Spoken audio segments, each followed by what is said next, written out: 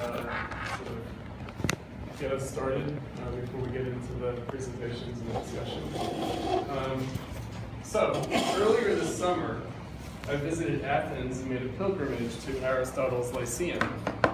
I was struck by the idea that perhaps what I'm doing in Platypus is essentially the same as what Socrates, Plato, and Aristotle were doing back in ancient Greece. Spencer and I were recently discussing the recurrent trope of Aristotle and Marx, apropos of today's discussion of Marxism and philosophy, and he recalled his feeling nauseous when reading Castoriadis' famous essay on Aristotle and Marx, published in the same issue of the journal Social Research, alongside Moïse Postone's seminal essay, Necessity, Labor, and Time.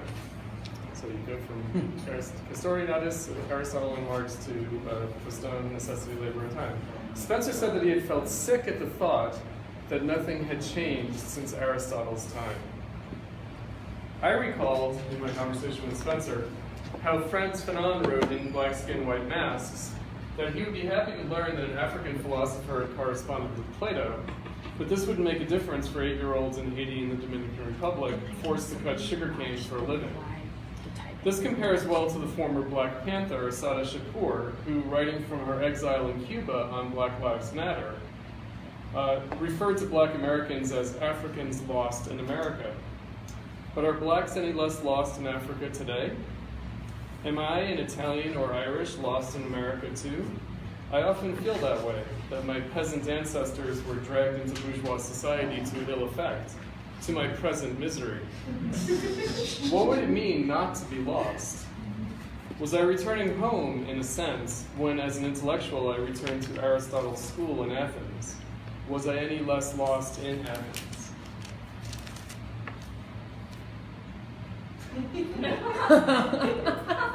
Adorno wrote in his inaugural lecture on the idea of natural history that I submit myself, so to speak, to the materialist dialectic. What he meant, of course, was that he could only speak misleadingly of submitting himself to the materialist dialectic, as if he would not already be dominated by it, whether he was conscious of his submission or not. This reminds us of Trotsky's statement to his recalcitrant followers who rejected Hegelianism that, quote, you may not be interested in the dialectic, but the dialectic is interested in you. Why should we be interested in philosophy then? Adorno did not mean that he was submitting himself to Marxism as the materialist dialectic in the sense of submitting to Marx's thought. No. He meant, as we must mean in Platypus, that he accepted the challenge of Marx's thought as thinking which registered a greater reality, as a challenge and a call to task for Adorno's own thinking. Foucault wrote about his chagrin that just when one thinks one has overcome Hegel, Hegel is still there smiling back at you. This rather paranoid claim by Foucault as a mental phenomenon has a real meaning, however, which is that Hegel still speaks in some unavoidable way to our real condition. What is meant by Hegel here, of course, is the entirety of the alleged master narrative of the Western philosophical tradition culminating in bourgeois modernity. Engaging philosophy, then, is not being told how to think, but rather allowing one's thinking to be challenged and tasked in a particular way. It is a microcosm of how society challenges and tasks our thinking, whether we are inclined to it or not. Historical philosophers are not some dead white males, the authority of whose thinking threatens to dominate our own. We do not, or at least ought not, to read philosophy in order to be told how to think. No. The philosophy that comes down to us from history is not the dead weight of the past, but is part of that past. And the past is not dead or even really past, since past actions still act upon us in the present, whether we like it or not. Marx reminds us that man makes history, but not according to conditions of his own choosing. We cannot avoid the past, but we are concerned with the symptomatic attempts to free ourselves from the past by trying to avoid it, especially on the left, and especially by ostensible Marxists. As Korsch reminds us, among other ways, this can take the form of trying to avoid the philosophical aspects of Marxism. We might recall that Korsch's essay on Marxism and philosophy, the background reading for today, was the very first text we read in the Platypus reading group. This was done before it was called Platypus, of course, but it was still our first collective discussion of a reading as a group. Our reading was predicated on opening up, not philosophy, but rather the political foundations for Adorno's thinking. It was meant to help lead my academic students of Adorno, not from Marxism to philosophy, but from philosophy to Marxism. This is the intention of today's event as well. We come full circle. Perhaps indeed nothing has changed, whether from Aristotle's time or from 12 years ago with Platypus.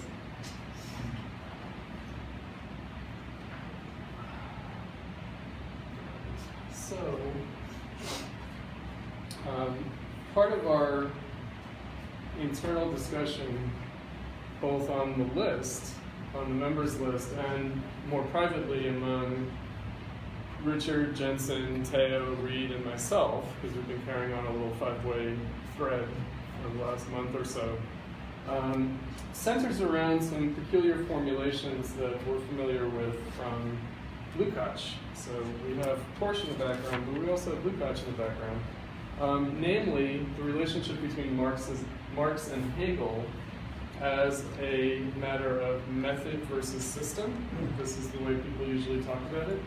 That Marx accepted Hegel's method but rejected his system, which of course would not have made sense to Hegel, nor would it make sense to people like Robert Pippin or Gillian Rose. In other words, they would have said that such an idea of accepting Hegel's method and not Hegel's system betrays a misunderstanding of Hegel. Right? You can't accept the method and not the system. So let's see what Lukacs has to say about that. That's what I handed out to you guys. He says, this is in the original preface from 1922 to History and Class Consciousness. It's towards the end. It says, Hegel's position today is the reverse of Marx's own. Hegel's position today is the reverse of Marx's own. The problem with Marx is precisely to take his method and his system as we find them, and to demonstrate that they form a coherent unity that must be preserved. The method and the system of Marx has to be preserved in its unity. The opposite, Lukacs says, is true of Hegel.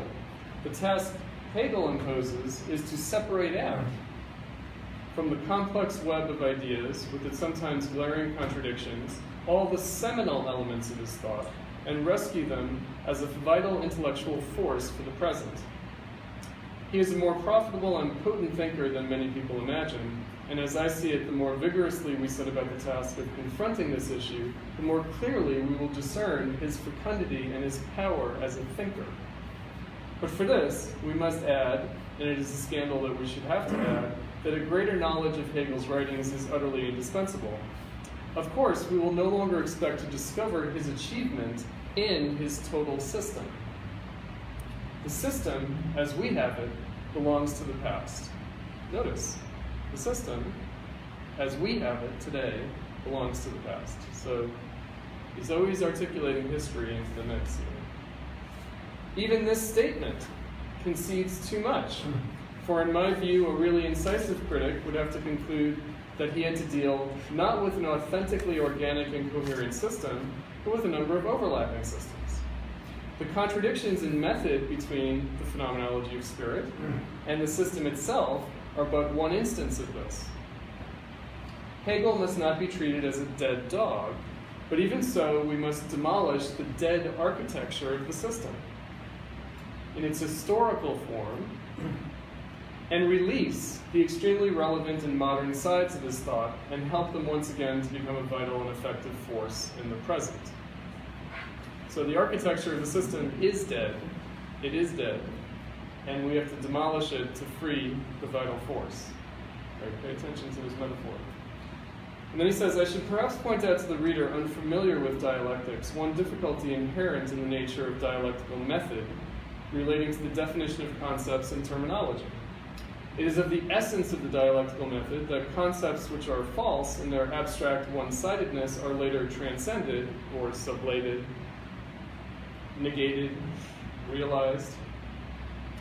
The process of transcendence makes it inevitable that we should operate with these one-sided abstract and false concepts. The process of transcendence makes it inevitable that we should deal with these one-sided false concepts.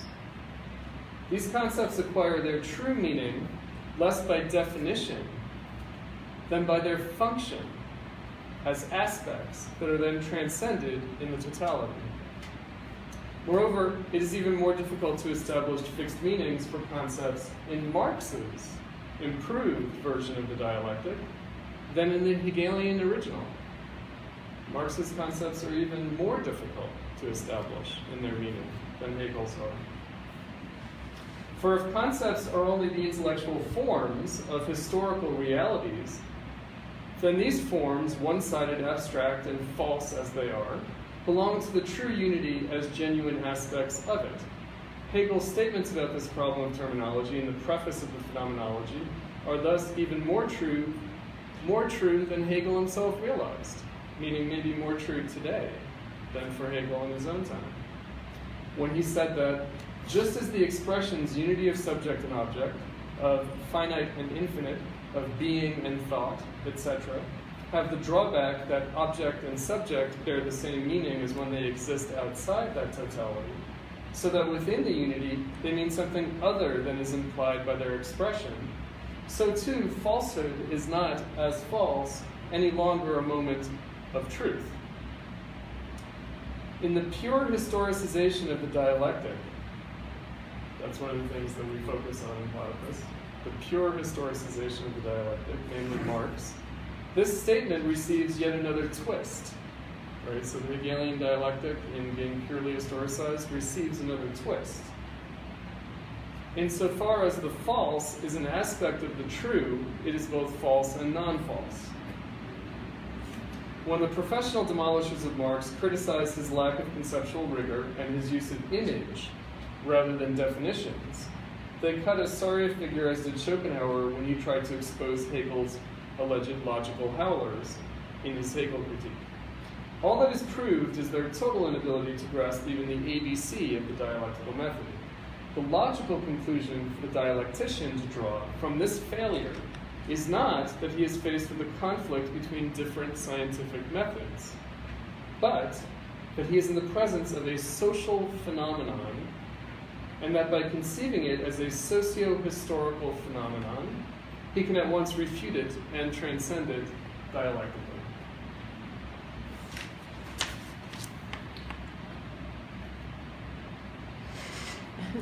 Poor Lukacs and Korsch.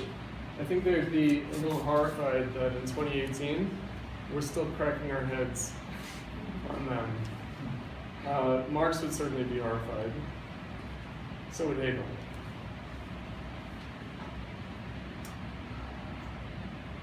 All right. Bear with me. All right, so this is the article that we published that hopefully you guys had some opportunity to read ahead of this, but it might help to be intoned and not just be read. Intonation is very important. Intonation is very important. So let's start with the ends of philosophy, namely misery. Marxism considered philosophy as bourgeois ideology. This meant first and foremost radical bourgeois philosophy, the modern philosophy of bourgeois emancipation, the thought of the revolt of the third estate, to use some of Korsch's language. But pre-bourgeois philosophy, traditional philosophy, was also addressed as bourgeois ideology. But ideology is a modern phenomenon. There's little point in calling either Aristotle or Augustine ideology. It is when philosophy is invoked in bourgeois society that it becomes ideological, religion too. So what is meant by philosophy as ideology? This goes to the issue of Marxist ideology critique. What did Marxism mean by ideology as false consciousness? False in what way? For if bourgeois ideology were considered the ideology of the sociological group of the bourgeoisie, the capitalists, then there would be nothing false about it. It would be the consciousness adequate to the social being of the ruling class. It would be the true consciousness of the bourgeoisie. So it must be false not for the bourgeoisie, but rather for others, for the proletariat. This kind of class analysis of ideology would be concerned that the workers not fall for the ideology of the ruling class. It would be a warning against the workers adopting the idealism of the bourgeoisie that would blind them to their real social condition in capitalism. The idea here is that somehow the workers would remain ignorant of their exploitation by the capitalists if they remained mired in bourgeois ideology. Of course, Marxism was originally no such material analysis or debunking of wrong thinking. No. Rather, the original Marxist ideology critique, Marx and Engels' ideology critique of bourgeois society, was the imminent dialectical critique of the way society and capitalism necessarily appears to its members, bourgeois and proletarian, capitalists and workers alike. It was the critique of the true consciousness of the workers, as well as of the capitalists. Now that formulation, as you know from many years in Platypus, just lost me 99% of ostensible Marxists, as well as all of the rest of the left, whether socialist or liberal, who do indeed think that the poor benighted workers and other subaltern need us intellectuals to tell them what their true social interests are. That is not what Marx and Engels originally thought, however. Marxism began with the critique of socialism, specifically with the critique of the most prominent socialist thinker of Marx and Engels' formative moment in the 1840s, Pierre-Joseph Proudhon. Proudhon, who coined the term anarchism, claimed that he respected only three authorities, intellectually: Adam Smith, Hegel, and the Bible. Marxism is usually thought of as the synthesis of German idealist philosophy, British political economy, and French socialist politics. But what Marxism actually was the imminent dialectical critique of these three phenomena, which Marx and Engels considered three different forms of appearance of the same thing, namely the most advanced bourgeois ideology of their time. French socialism, advanced bourgeois ideology of the early to mid-19th century. They were all true expressions of their historical moment, of the Industrial Revolution, but as such, they were also all false. Proudhon wrote of the philosophy of misery, attacking the heirs of Adam Smith in utilitarianism, James Mill and Jeremy Bentham, among others, and other contemporary British political economists such as Malthus and David Ricardo and their French counterparts. Marx wrote his first major work on political economy and the class struggle in industrial capitalism as a critique of Proudhon, cleverly inverting its title, namely The Poverty of Philosophy, or The Misery of Philosophy. This is the philosophy of misère, a different kind of word than we have in English. I was deeply impressed by this work, and especially by its title, when I first read it as an aspiring young Marxist in college.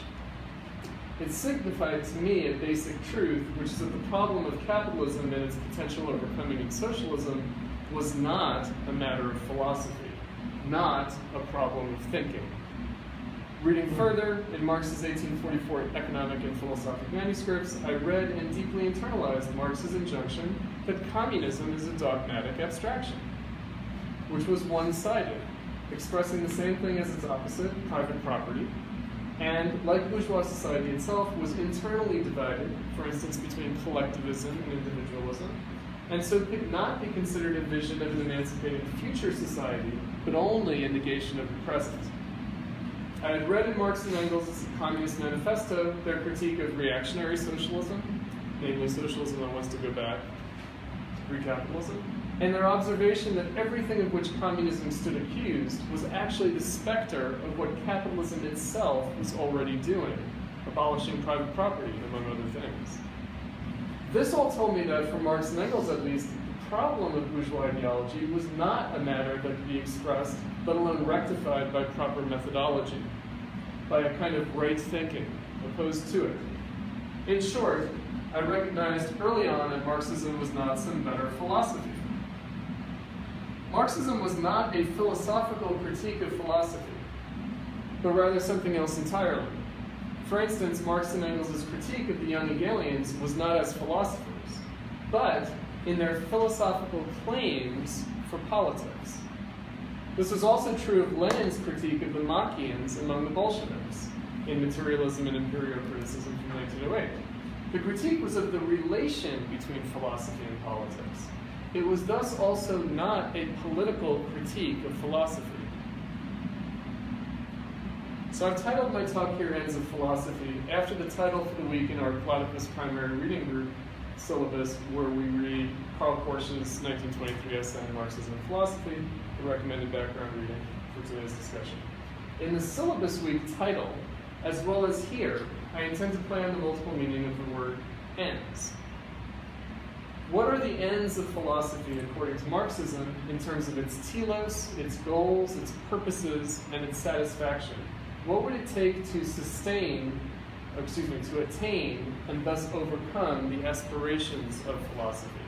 Specifically, what would it take to satisfy bourgeois, that is to say, modern philosophy? What would make philosophies superfluous? This is posed in the same way that Marxism sought to make labor as social value superfluous. How does labor seek to abolish itself in capitalism? The same can be said of philosophy. Capitalism seeks to abolish philosophy too. It seeks to abolish labor, seeks to abolish philosophy. What would it take to bring philosophy to an end, to its own end? Not by denying the need for philosophy, but by satisfying it.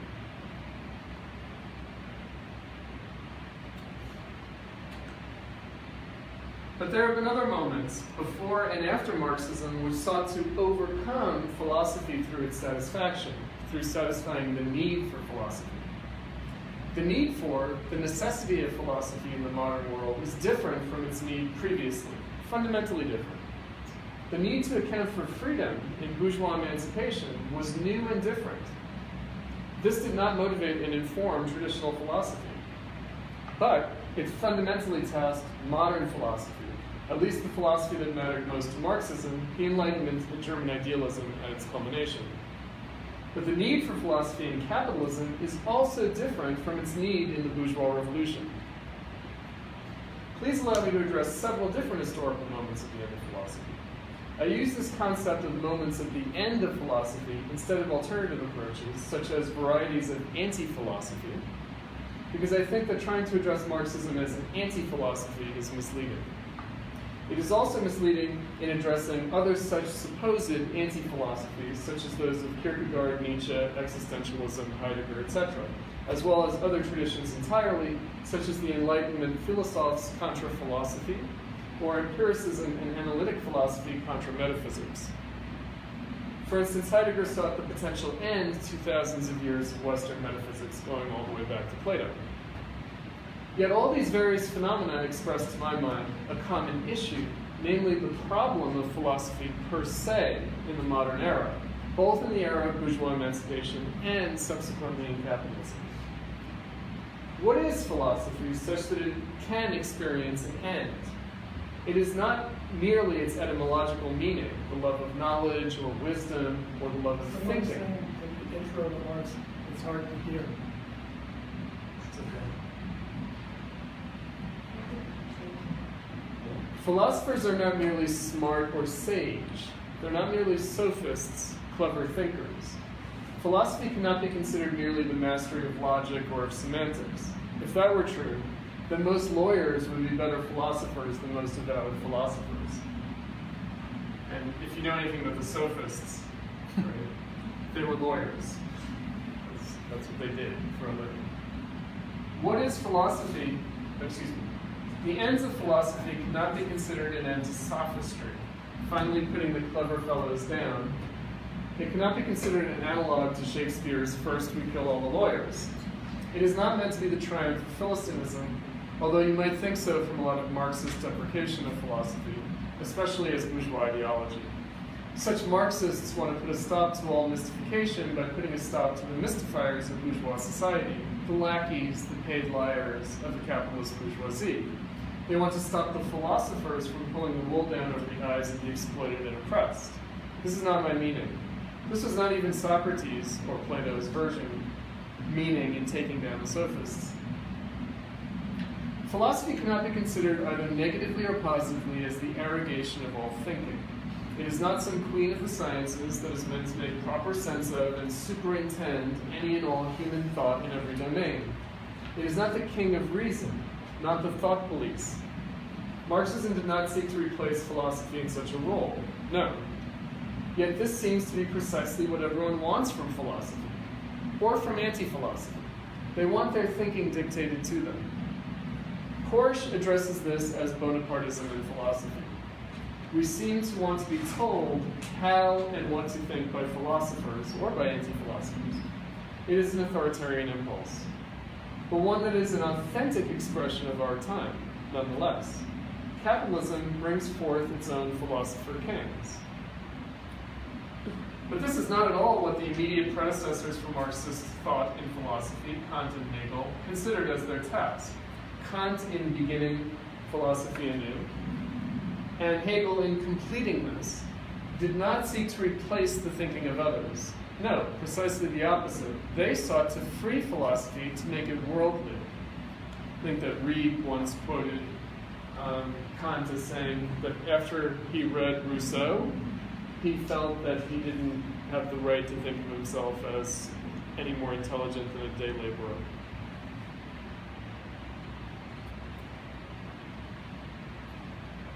They thought that they could do so precisely because they found that the world had already become philosophical.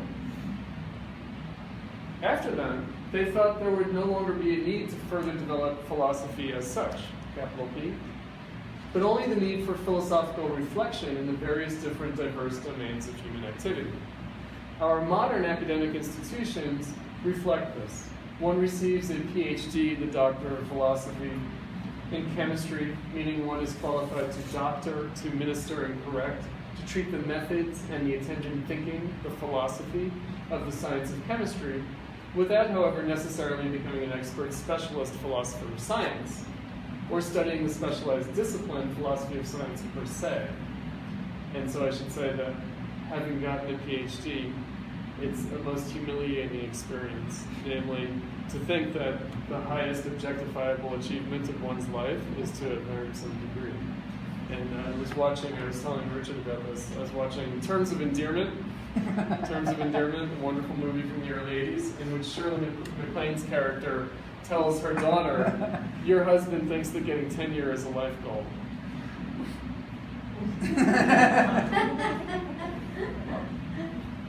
Let that sink in.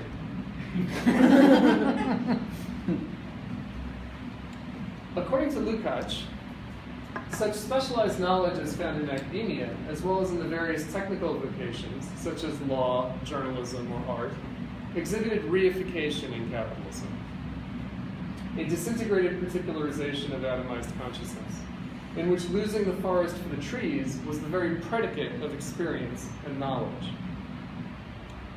But this was the opposite of what Kant and Hegel had expected. They expected not disintegration, but the organic, living, and changing relations of diverse multiplicity. Marx found a very different world from Kant and Hegel's after the Industrial Revolution. It was not a philosophical world in capitalism, not an enlightened realm of sober senses to which bourgeois philosophy had aspired, but something much darker. It was a phantasmagoria of commodity fetishism, full of beguiling metaphysical subtleties, for which one needed to refer to the mist-enveloped regions of religion for proper models. In capitalism, bourgeois society was sunk in a kind of animism, a world of objects exhibiting theological niceties. There was a need for a new enlightenment, a second enlightenment specific to the needs of the 19th century, that is specific to the new needs of industrial capitalism, for which the prior thinking of bourgeois emancipation, even at its best, for instance by Rousseau, Smith, Kant, and Hegel, was not equipped to adequately address. It needed a new recognition of the relation between social being and consciousness. But for Marx and Engels, this new task of enlightenment was something that could not be accomplished philosophically, could not be brought to fruition in thinking, but only in actual political struggle and the transformation of society. This was because, unlike the emancipation of bourgeois society, which took several centuries and came to consciousness of itself as such only late, no longer cloaking itself in the religious garb of Christianity, the Protestant Reformation is some return to the Christianity of the original apostles, freed from the corruptions of the church, and arrived at self-consciousness only at the end of its process of transformation in the 18th century. As Hegel put it, the owl of Minerva, that is knowledge, flies at dusk. Proper consciousness comes only post festum, after the fact of change. But Marx and Engels found the task of socialism and capitalism to be motivated by a new need. The proletarianization of the bourgeois social relations of labor, the society of cooperative production in crisis with the Industrial Revolution, required a new consciousness of contradiction, a dialectical and historical materialism to properly recognize its tasks. As Marx put it, the social revolution of the 19th century, in contradistinction to the bourgeois revolution, could not take its poetry from the past, but needed to take its poetry from the future. This was quite a paradoxical formulation, especially since Marx and Engels explicitly abjured utopian socialism, finding it a realm of images of capitalism, not a world beyond it. This was because they found the workers' struggles against the capitalists to be motivated by bourgeois consciousness, the consciousness of the bourgeois revolution. Socialism was born in the Jacobinism of the French Revolution, for instance, in the former Jacobin Babeuf's conspiracy of equals, still motivated by the aspirations of liberty, equality, and fraternity. Proudhon, for example, was motivated in its anarchist socialism avowedly by Adam Smith and Hegel, and the Bible, animated unabashedly by bourgeois political economy and philosophy. Marx and Engels didn't think that this was wrong, but only inadequate. They didn't offer an alternative to Proudhon, to Smith and Hegel, or the Bible, but only a critique of how bourgeois thought mystified the crisis and task of capitalism. The world necessarily appeared in bourgeois terms. There were no other terms. There was no other form of consciousness. There was no other philosophy. Nor was there a need for a new philosophy. Bourgeois philosophy for Marx and Engels had successfully summed up and appropriated all prior philosophical enlightenment. They agreed with Kant and Hegel. Bourgeois social thought had successfully summed up and completed all prior thinking about society. Marx and Engels neither disputed nor sought to replace it. They were concerned only with its self-contradiction in capitalism. Not its hypocrisy, but its authentic antinomies, which both drove it on and left it stuck.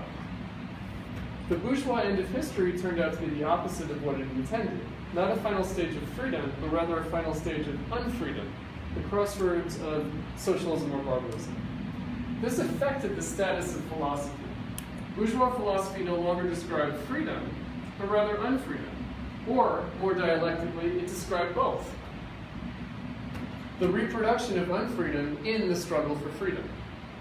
As a result, the task of freedom was no longer expressed by the need for all human activity to achieve an adequate, Hegelian, philosophically reflective self-consciousness, but rather to realize in practice, and thus recognize in consciousness, the limits of such self-consciousness, of such philosophical reflection. There was a crisis in radical bourgeois philosophy. The crisis and decay of Hegelianism was an authentic historical phenomenon, not a mistake. Like liberal democracy, philosophy in capitalism was no longer itself, and was no longer tasked with becoming itself, attaining its aspirations, but rather was tasked with overcoming itself, superseding its achievements. The achievements of bourgeois emancipation seemed ruined in the 19th century. Indeed, capitalism already accomplished such self-overcoming of bourgeois society, but perversely, negating itself without satisfying itself. In so doing, it constantly reposed the task of achieving itself as an impossible necessity. Bourgeois philosophy became the opposite of what it was, namely utopian. Not worldly philosophy, but an ideal, a mere notion, mocked by the real, ugly, and anything but philosophical world. Because of this, precisely because of this, bourgeois philosophy did not end, but constantly reinvented itself. However, on an increasingly impoverished basis. It radically revolutionized itself, but also in so doing, radically undermined itself. And of course, that's what Adorno thinks of Heidegger and analytic philosophy. Philosophy remained necessary, but proved impossible. It disintegrated into epistemology, ontology, and ethics. They went their separate ways. But they also drove themselves into blind alleys, dead ends. This actually indicates the task of philosophy to overcome itself, however in perverted form. So what is philosophy? One straightforward way of answering this is simply metaphysics. Kant, following Rousseau, had overcome the division and opposition between rationalism and empiricism by finding a new foundation for metaphysics. This was the Kantian Copernican turn and revolution in philosophy. But it was not simply a new metaphysics, but rather a new account of metaphysics, of philosophy itself. Moreover, it was revolutionary in an additional sense. It was not only a revolution, but also accounted for itself as revolutionary. This is because it was a metaphysics of change, and not merely change, but radical qualitative transformation. It was a revolutionary account of the fundamental transformability of the substance of philosophy itself. In short, it was a philosophy of freedom. It was the self-reflection of practical freedom in society, that society made human life's transcendence of nature possible at all, but in so doing created new problems to be worked through and overcome. It is precisely this metaphysics of freedom, however, that has gone into crisis and disintegrated in capitalism. This has been the expression of the crisis and disintegration, the decay of bourgeois society. The goal of philosophy in overcoming itself is to free thinking from an overarching and underlying metaphysics at all. Kant and Hegel thought that they had done so already, but capitalism, in its crisis of the metaphysics of bourgeois society, revealed that there was indeed an underlying overarching metaphysics still to be overcome, that of social practice or society itself. The self-production and self-overcoming of the subject in its socially and practically objective activity, labor, needed to be overcome. The end of philosophy, the end of a singular metaphysics, or of metaphysics per se, aims at the freeing of both action and thinking from any unitary framework. It is the freeing of an ever-expanding and limitless, without end, diverse multiplicity of new and different forms of acting, being, and knowing. Postmodernism was, as Moïse Pistone put it, premature post-capitalism. It aimed at the freeing of the small s subjects from the big S subject. It also aimed at freedom from capital H history. It meant overcoming Hegel's philosophy of history. We already live in such freedom in bourgeois society, however, perverted by capitalism. Diverse activities already inhabit different realms of being and call forth different kinds of ethical judgments. Different activities, different forms of being, different ethical judgments. Doctors and lawyers practice activities that define being, that define the rights of life, liberty, and the pursuit of happiness in different ways. They really do. And are hence ethically bound in different ways. Doctors discipline themselves ethically differently from scientists. Among scientists, biology has a different epistemology from physics. There are different methods because there are different objects. There is no philosophy in the sense of a metaphysical logic that encompasses them all. Lawyers, for example, themselves practice differential ethics. Prosecutors and defense attorneys in criminal law are bound by different rules of behavior. The practice of civil law is ethically distinct from criminal law. The rules of evidence are different. The rules of truth are different. Really different, consequentially different. We do not seek to bind society to one form of knowledge, one code of conduct, one way of life. There is no philosophy that could or should encompass them all. It would be arrogant to claim that there is one singular logic that can be mastered by anyone for governing everything. Bourgeois society has already established well the reasonable limits to philosophy and its competence. In ancient civilization, there were differentiated realms of being, knowing, and acting. There was a caste system, in which there were different laws for peasants, for merchants, for artisans, and for different kinds of artisans, for different arts and different sciences, and for the nobility and for the clergy. But they were unified in a divine order of the great chain of being. There was heterogeneity, but all with a single origin in God, all of God's creatures in all of God's creation. That mystery was to remain unknown to man and known only to God. There was a reason for everything, but only God could know it. There was not philosophy, but theology. And theology was not to arrogate to itself the place of the mind of God, but only ponder man's place in and relationship to it. Theology established the limits to man's knowledge of God. we knew only what God revealed to us through his covenant. We all heard the word of God, but God told his different creatures different things. In overcoming theology, philosophy did not seek to replace it. It sought to explore the mind of man, not to relate to and limit itself with respect to the mind of God. It was not concerned with divine or natural limits, but with freedom. There is no possible one single and once and for all account of freedom, for then freedom would not be free. There is no possible account of being free, but only of becoming free. And there is only one such account, that of bourgeois emancipation from traditional civilization. It was to set free all the diverse and multiple activities of mankind in relation to other humans, to nature, and to ourselves. Marx was both a Hegelian and departed from Hegel, with a historical and not a philosophical difference. As Marx put it, for Hegel himself, the Hegelian system was not ready-made and finished as it was for those who came after. As Marx observed, Hegelianism went into crisis for real historical reasons, not due to misunderstanding by his followers, but rather the crisis came from Hegelian philosophy's actual contact with the world, and that world had become as internally contradictory in capitalism as Hegelianism became in contact with it. The Hegelian dialectic is both appropriate and inappropriate to the problem of capitalism. The crisis and disintegration of Hegelianism was a crisis of metaphysics, of philosophy, at a higher and deeper, and not a lower or more superficial level from Hegelianism. Hegelianism was falsified not in itself, but by history. But Hegelianism was also borne out by history as the last word in philosophy, the last word in metaphysics.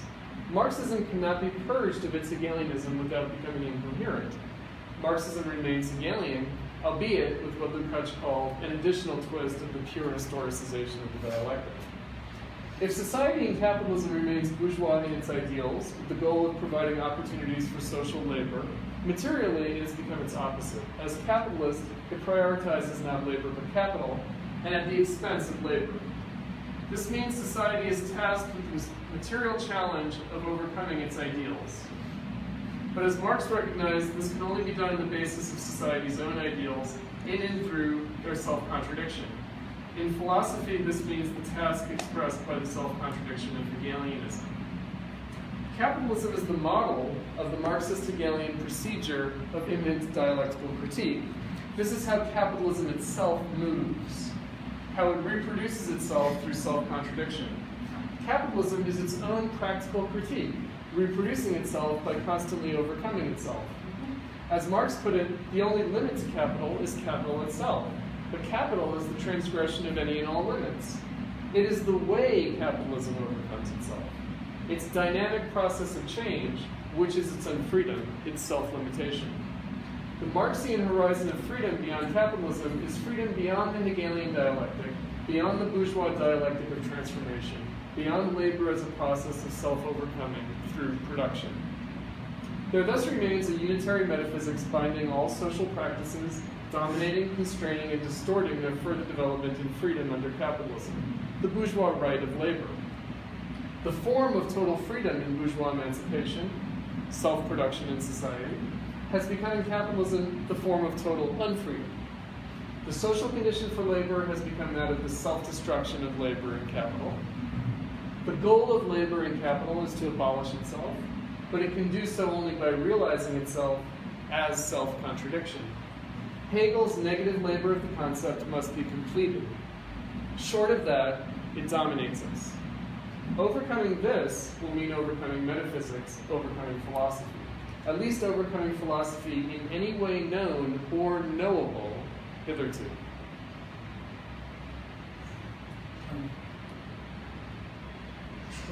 Before we proceed, I want to show you your hearings. Reid, Jensen, did you hear that? Yes. Okay, so you're hearing things. Okay? Go for it. Wait, do you want to go, Jensen? Or not? Me too. Richard. Where do you want? Richard. Okay, so as Chris and a few other people in this room know, even though I had a Should I speak louder? Go ahead. Just making sure. Okay. So I totally did nothing until really the very last minute, like today. I was typing this up on my cell phone, and then I printed it up, but I made the type font big on the cell phone, and I forgot to shrink it when I printed it up. That's I have this huge type. Okay, so probably if I had more time, I could have been a bit more concise, but anyway, I'll try not to be too long. Marxism and philosophy. The topic of this discussion is Marxism and philosophy. And by linking these two nouns, the problem appears to be to establish the correct relationship between them. But is it also not necessary to establish the meaning of the two terms? This is not a simple thing to do. If it were clear what Marxism is, then Platypus would not need to exist at all. But as you all know, the question of what Marxism is has for a long time been extremely obscure.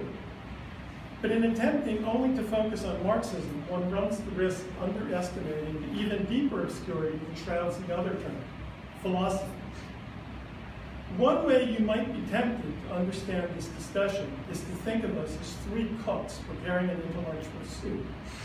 One cook, Jensen, says, there's not enough Hegel in the soup. Another cook, Richard, says, there's already too much Hegel in the soup. Finally, the third cook, Chris, says, no, I'm a master chef. Trust me, there's exactly the right amount of Hegel. Then he turns to Jensen and says, stop trying to put too much Hegel in the soup. It will drown out all the other flavors. Then he turns to Richard and says, Richard, I know you have an allergy to Hegel, but Hegel is the basic ingredient. Then there's a disagreement about another ingredient. Jensen wants to put some Heidegger in the soup. Not too much, mind you, just a bit, because the flavor is interesting. This time, however, the other two cooks agree. They do not want any Heidegger. They say, there's something at once sour and rancid in Heidegger, and it has a smell that reminds us of rotting corpses. But this way of understanding the issue would, I think, be wrong. How then would I formulate what I think that this conversation is about? I would say Jensen and Chris disagree about how Marxism is philosophical. Chris and Richard disagree about how philosophy can be Marxist. Another way of putting this might be that Jensen and Chris disagree more about Marxism than Chris and Richard do. But Chris and Richard disagree more about philosophy. I will say something that may shock you. I do not think that an adequate Marxist philosophy is necessary for Marxist politics. The notion that correct philosophical thinking is important to struggling successfully for socialism strikes me as magical thinking. Korsch and Lukacs both wrote subtle and intelligent books on Marxism and philosophy, but Lukacs ended up as a Stalinist and Korsch an anti-Leninist. Lenin and Engels wrote some books on philosophy for which I have no respect, although they are, of course, Marxist classics. But Lenin and Engels were incomparably better as political thinkers. The Sparks once warned me when I expressed hostility to materialism and critical criticism to remember where those people ended up, quote unquote. The answer is that Lunacharsky ended up as Commissar of Education and then was ambassador to the Spanish Republic before he died in an accident. Bogdanov was one of the founders of Prolet Cult, taught economics at Moscow University, and died in a bizarre blood transfusion experiment. That he inflicted upon himself. So these leading Marxists did not end up in the camp of counter-revolution, whereas Plekhanov and the Mensheviks, who shared Lenin's philosophical orthodoxy, and Lenin encourages Marxists to read Plekhanov, denounced the Bolshevik Revolution. The revolution, I am sure, will neither succeed nor fail because of understanding or not understanding dialectics.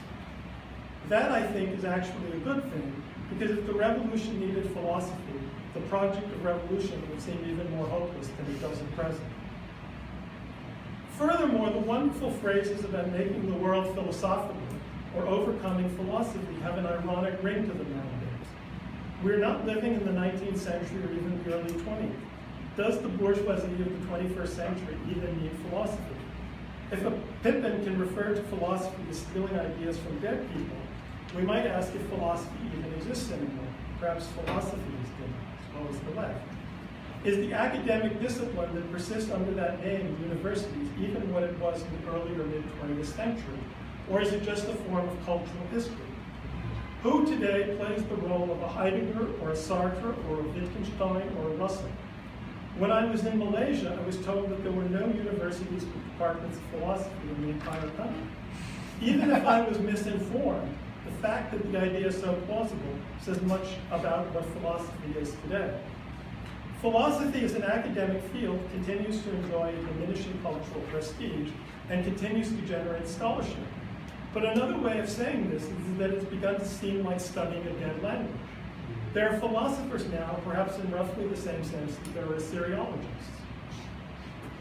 Why then concern oneself with the question of Marxism and philosophy? One answer is because Marxism has failed. Another is because philosophy has failed.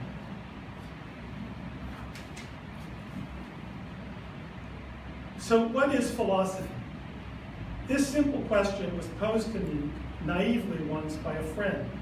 I found it so disturbing in its naivete and so difficult to answer that I have never forgotten it. In general, the question, what is X, where X is some discipline, does not take one into that discipline. The question, what is chemistry, is not a question that belongs to chemistry, for example. But the question of what philosophy is seems indeed to be precisely that, a philosophical question. Perhaps I should mention at this point, however, the context in which the question was asked.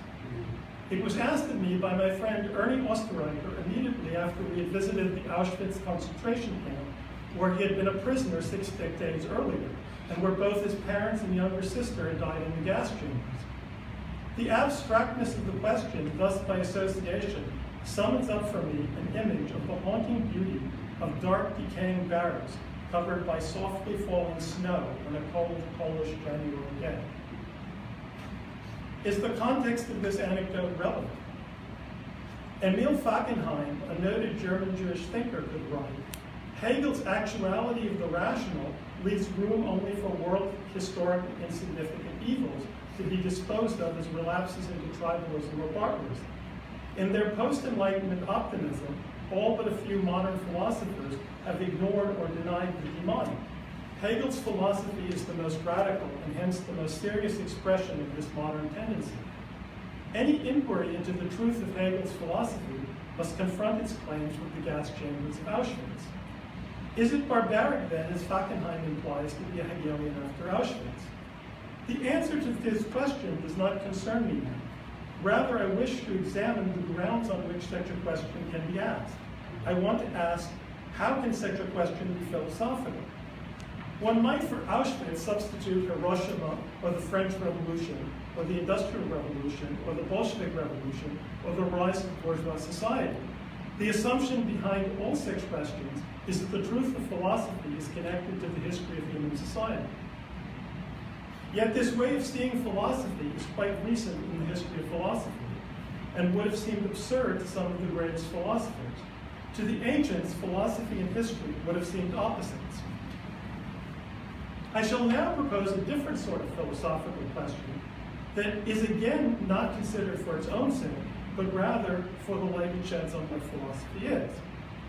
Chapter 52 of Bertrand Russell's Principles of Mathematics, which I happen to have in hand, is entitled Kant's Theory of Space. And in it, Russell immediately makes it clear that the whole chapter is a critique of Kant's views, saying that they are, quote, on almost every point of mathematical theory, diametrically opposed, unquote, to his own view. Now, the issues raised by this controversy between Russell and Kant are philosophical ones. They are clearly not mathematical questions despite their subject matter. Both Russell and Kant are generally considered philosophers, and both of them, despite their differences, would have agreed that these questions are indeed philosophical in nature. But here, philosophy seems to be something quite different from the question earlier raised of the dialectic and the gas chambers. It is no longer an inquiry into the fate of humanity, but an abstract inquiry into the nature of reason. To Fackenheim, one might answer that he might be right if there is no socialist revolution, but that the achievement of socialism would justify Hegel even in the face of the gas chamber. Whether or not one agrees with this answer, it at least makes sense. But it's hard to imagine a comparable response to the questions that divide Kant and Russell. Philosophy here seems to speak in what classical grammarians would call the gnomic aspect. In describing Kant, Adorno writes, quote, quoting Adorno, "On this point, we have to say that the concept of truth in Kant, and this is profoundly bound up in bourgeois thought, is itself that of a timeless truth. To be absolute for Kant means as much as to be irrefutable by the passage of time, an absolutely secure possession, something that cannot be taken from you, that you can keep safe in your own hands forever. The concept of a timeless truth, that is one of the innermost driving forces of Kantian philosophy." He also observes, on the one hand, he, Kant, perceives, like no one else before him, that time is a necessary condition of knowledge, and hence of every allegedly timeless knowledge, and that it exists as a form of intuition. On the other hand, he perceives the passage of time as a kind of flaw, and something that truly authoritative knowledge ought to avoid. Jensen has suggested that I have a bourgeois view of philosophy. Now, I've introduced as my second example of a philosophical problem, a question which, even if you grant that it is perhaps philosophical and that it may be of significance to physics and mathematics, will still seem of no importance for the issues that Marxism deals with. Here I must anticipate a misunderstanding. Predictably, time after time on the list, when I emphasize the importance of natural science to philosophy, I have been accused of, quote, scientism, unquote, and of believing that either Marxism or philosophy should be, quote, scientific, unquote. When I would say that Lenin's use of the term materialism and his view of the relationship between materialism and idealism is quite different from what Chris says, it has been assumed that I'm concerned with defending materialism.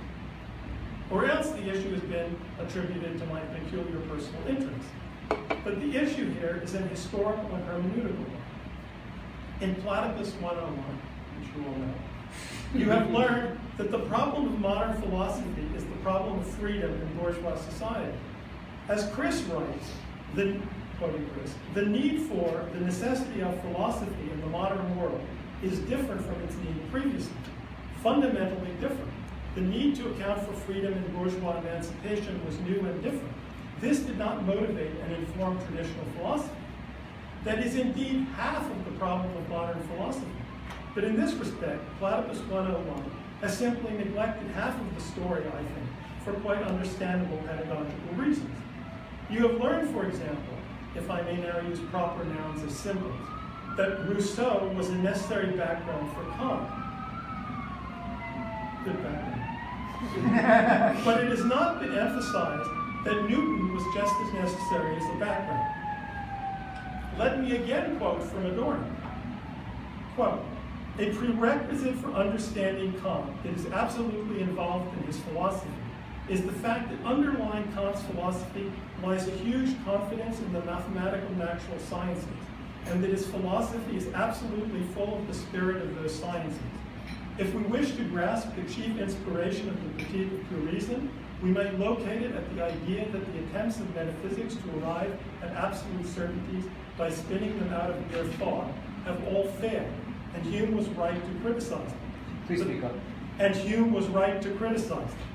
But this does not mean that we should despair, because thanks to the persuasive force of the mathematical sciences, particularly mathematics itself, and what today we would call theoretical physics, we possess an entire body of knowledge that actually does satisfy the criterion of absolute truth.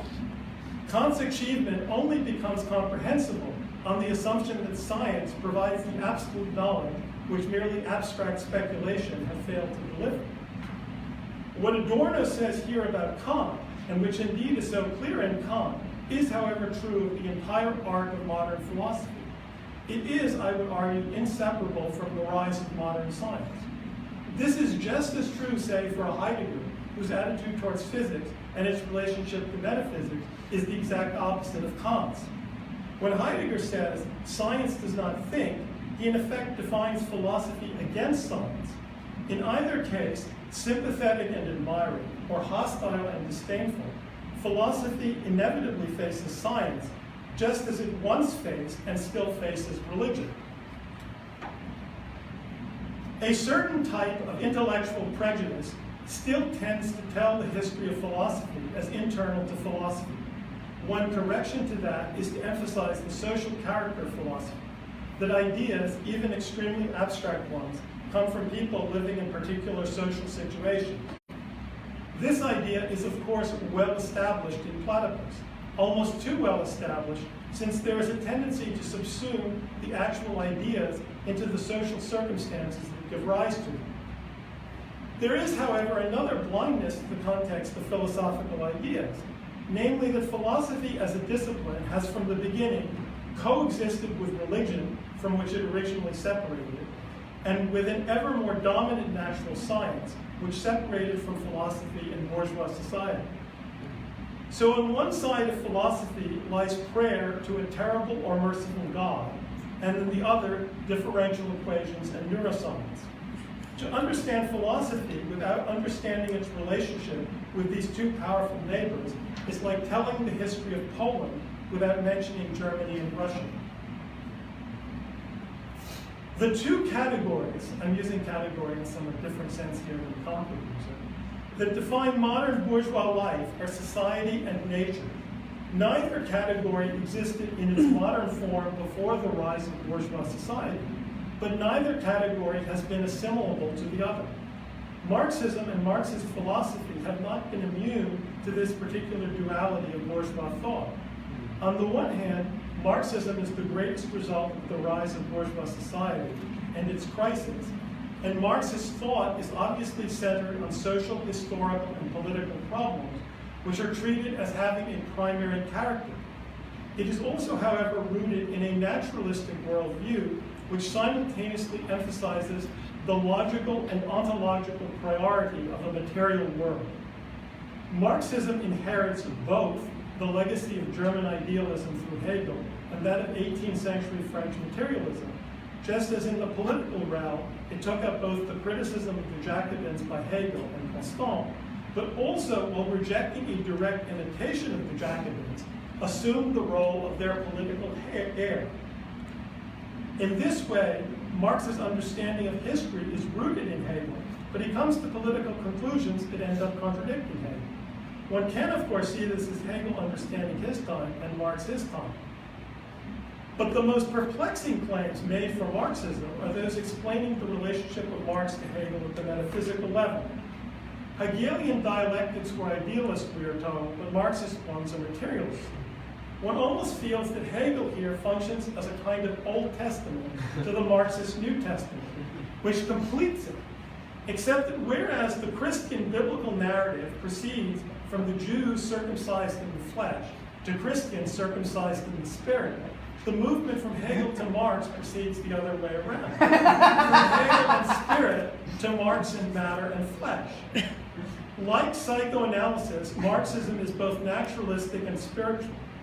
Unlike traditional spiritual visions, Marxism and psychoanalysis seek redemption not by rejecting an unclean material world of sex drives and economics, but rather by seeking their transformation. The only true spirituality for both is through the material world and not outside it or beyond it. But what is this, quote, material, unquote, world of Marxism? Here, it must be admitted, is considerable ambiguity. Marxist emphasis on a natural background to social reality sometimes functions like a poorly painted stage set meant to vaguely suggest a setting, but not distract attention from the actors. Or perhaps a better analogy is a picture frame. On the one hand, the contemplation of the frame must not distract from the painting, but it is necessary for the picture to be displayed on the wall at all. But the frame itself is not of great importance, only the fact of the frame, which is of tremendous importance. But an inappropriately chosen picture frame can also distract one from the painting it surrounds. It is not accidental that the philosophical arguments which I have had with classical Marxist texts are precisely those which involve the relationship of Marxist philosophy to natural science, such as materialism and imperial criticism by Lenin, and Dialectics and Nature of Engels. Chris has written, Marxism was not a philosophical critique of philosophy, but rather something else entirely. For instance, Marx and Engels' critique of the young Hegelians was not as philosophers, but in their philosophical claims for politics. This was also true of Lenin's critique of the Machians among the Bolsheviks in Materialism and Empirical Criticism in 1908. The critique was of the relationship between philosophy and politics. It was thus also not a political critique of philosophy. Now, I agree wholeheartedly with the first two propositions, but disagree strongly with the third. Materialism and empirical criticism can only, I think, be read as precisely that, namely as a politically motivated critique of the philosophical views.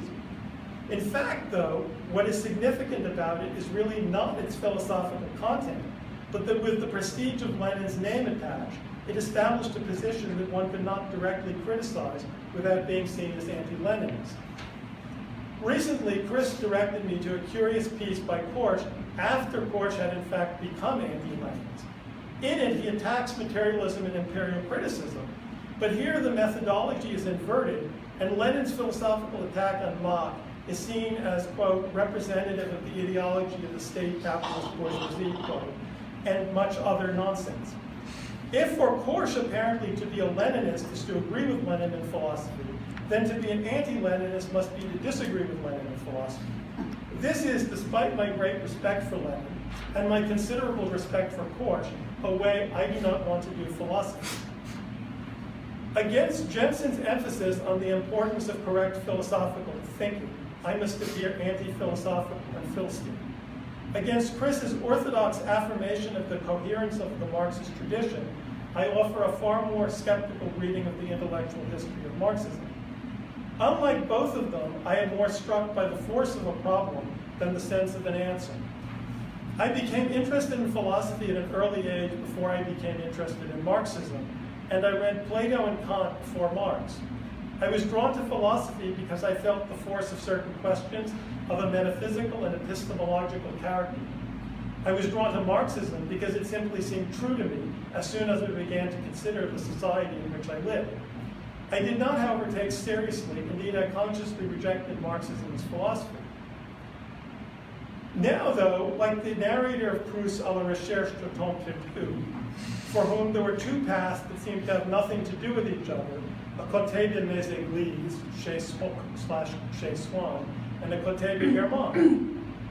These were philosophy and Marxism for me. In time, however, just as Proust's narrator discovers that the two paths, which he as a child imagined went in opposite directions, actually intersected further on, I too have increasingly felt, especially after my years in Platypus, that my interest in philosophy and Marxism are interrelated at some deep level.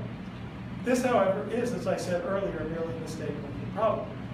But I've taken too much time already.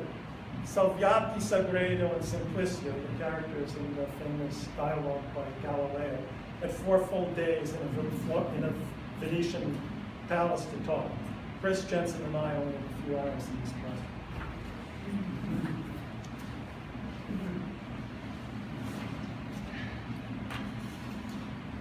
All right, so I've been working on this for a few weeks. It's a little bit more fragmentary than I would want it to be because of the conversations we've been having in the thread and just a bunch of different questions that have been raised, especially by Teo, and feeling the need to respond to as many of them as possible. So I hope it's not too incoherent. I've called my remarks Marx's contribution to philosophy. Karl Korsch's Marxism and Philosophy poses the crucial question of the relation of philosophy to society and history, and as its title suggests, to Marxism as the self-consciousness of bourgeois society in crisis. Korsch's central thesis is that the evolution of philosophy in the 19th century was not a purely ideal development, but an expression of the transformation of society. According to Korsch, it is in the Hegelian system, the crowning conclusion of German idealism, that philosophy becomes conscious of its own historical status.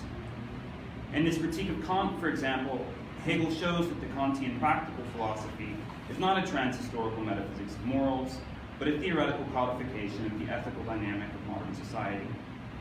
Hegel's philosophy in its articulation of the historical idea of freedom, brought to speech the revolutionary nature of the bourgeois class and its ideals of individual autonomy and democratic self-determination.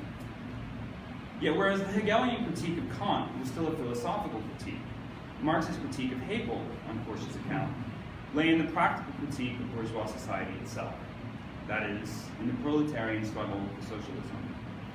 The disintegration of the bourgeois revolution following the Industrial Revolution required not just interpretation, but transformation. In Marx's hands, philosophy ceases to be merely retrospective and contemplative, but becomes prospective and practical. The Hegelian notion of dialectical contradiction is no longer grasped as a constitutive feature of reality, but is recast as the historically specific contradiction of labor under capital. Overcoming and completing Hegel would thus require overcoming and completing capitalism as such, or so Korsch claims.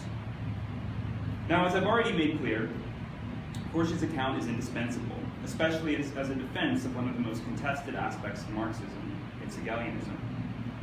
Nevertheless, I also believe that Korsch, following Marx, fails to fully grasp the significance of Hegel's achievement, a failure that has major implications for the idea that philosophy must be both realized and abolished. Part of the difficulty here is that there is virtually no way to adequately address the relevant issues in Korsch without taking a deep dive into Hegel and asking unavoidably technical questions concerning what it means to provide a philosophy and even a logic of freedom.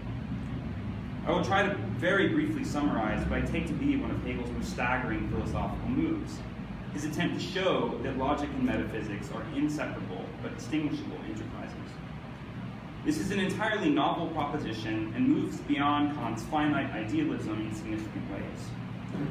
Since Aristotle, metaphysics has sought to answer the question of what there is, the question of being or substance, ousia. Hegel's logic purports to sublate the opposition between Aristotelian realism and Kantian idealism by showing that the subjective conditions for the possibility of experience are also the objective conditions for the possibility of the objects of experience. Hegel's idea is that an adequate account of pure thought will just thereby be an adequate account of what there can be, since for thought to be thought, it must be the thought of objects. While Hegel himself would be the first to tell us, and indeed was the first to tell us, that philosophy is its own time grasped in thought, these logical claims are not historical claims, but purport to make sense of how we make sense of anything, including the idea of radical historical change itself. Neither Korsch nor Marx addresses these claims in Hegel, or when Marx does address Hegel's logic, he tends to misread Hegel as a Neoplatonist and hyper-idealist, claiming, for instance, that Hegel forced historical reality to correspond to the requirements of the concept, rather than deriving the concept from historical actuality. There are very good reasons to reject such a reading of Hegel, and it is crucial that greater attention be paid to what Hegel is trying to do in the logic, not because of its independent scholarly interest, but because of what it can tell us about what is required of critical theory, and perhaps improbably, even of a Marxist politics. But I will try to address these issues indirectly, by way of Korsch. I want to briefly take up the following claim in Marxism and philosophy. Quote, "It appears as if in the very act of surpassing the limits of the bourgeois position, an act indispensable to grasp the essentially new philosophical content of Marxism, Marxism itself is at once superseded and annihilated as a philosophical object." Unquote. Korsch is suggesting here that Marxism is superseded and annihilated as a philosophical object insofar as its standpoint is no longer contemplative and interpretive, but practical and transformative. Philosophy supersedes itself in Marxism by grasping itself as a material force, as the standpoint of the proletariat, as Lukacs puts it. But if this were really the case, then critical theory can give no account of its own procedure. Not only could it give no account of what counts as immanent critique, it would also be unable to account for what can count as an object of immanent critique. What is an institutional ideal such that there can be a discrepancy between an institution and its practices? What is a practice? What is a rational kernel? What is reason? What Korsch fails to grasp is that we require some account of how to account for institutional failure, social contradiction, emancipatory potential, and rationality itself. We need to know, for instance, what it means for something to be actual what it means for something to be essential rather than merely apparent, and we need to know what it means to distinguish success from failure. Without some account of the justifiability of such discriminations, we would at best beg the question of such a thing as critical theory, and at worst, get it wrong altogether. Now I want to make one brief point about Korsch's interpretation of Hegel. Late in his essay, Korsch distinguishes between Hegel's conception of practice and Marx's conception. Korsch characterizes practice in Hegel as conceptual activity, which he juxtaposes with Marx's notion of practice as sensuous activity. This points to a deep problem that Korsch inherits from Marx and that reflects a shared misunderstanding of the Hegelian enterprise. Far from understanding practice as conceptual as opposed to sensuous, Hegel understands conceptual activity as an embodied form of rationality.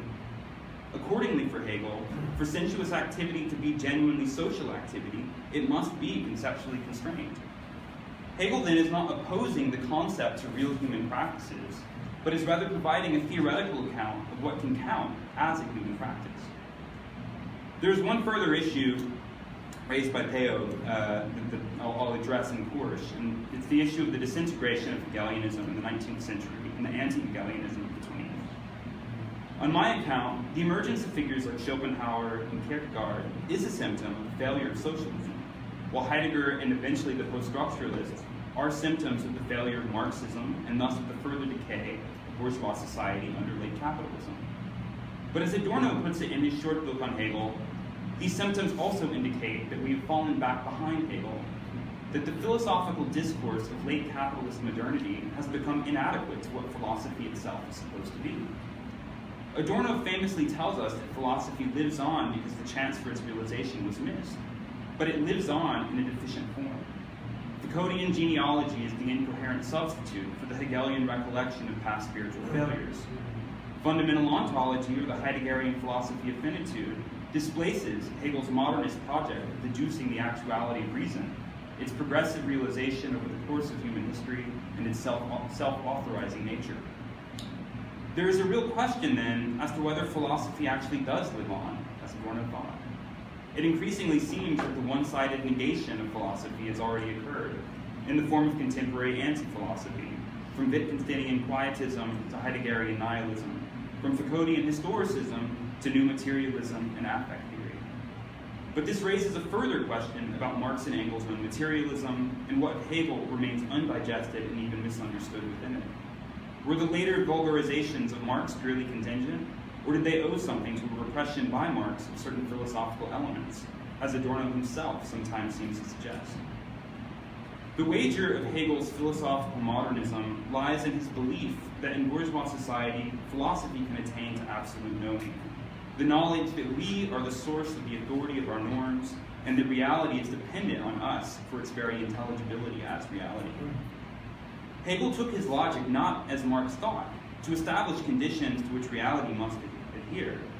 Rather, what Hegel's logic establishes are the conceptual conditions for undertaking an immanent critique. Hegel's notion of the idea as the unity of universal, individual, and particular renders intelligible the very possibility of rendering any social form intelligible as a social form. So the proper critique of Hegel on the state, for instance, is not that the emergence of the modern state is a product of disembodied reason, as if a result of the blueprint provided by the concept. Rather, the proper critique is that Hegel could not yet see that bourgeois society is inadequate to itself. Hegel was not wrong, consequently, to attempt a justification of modern institutional life by appeal to his logic, which aims to specify the conceptual criteria that enable critical theory to ask whether an institution is actually what it purports to be. In fact, I would go so far as to say that Marx's own procedure of immanent dialectical critique of measuring bourgeois society against itself just is Hegel's speculative method, applied under radically different historical circumstances. Karl Korsch, Hegel is not attempting to reconcile reason to reality, but is claiming that a truly free form of life would admit of a philosophical account of its reconciled status. That philosophical enterprise does not exclude the political enterprise of bringing such a state about.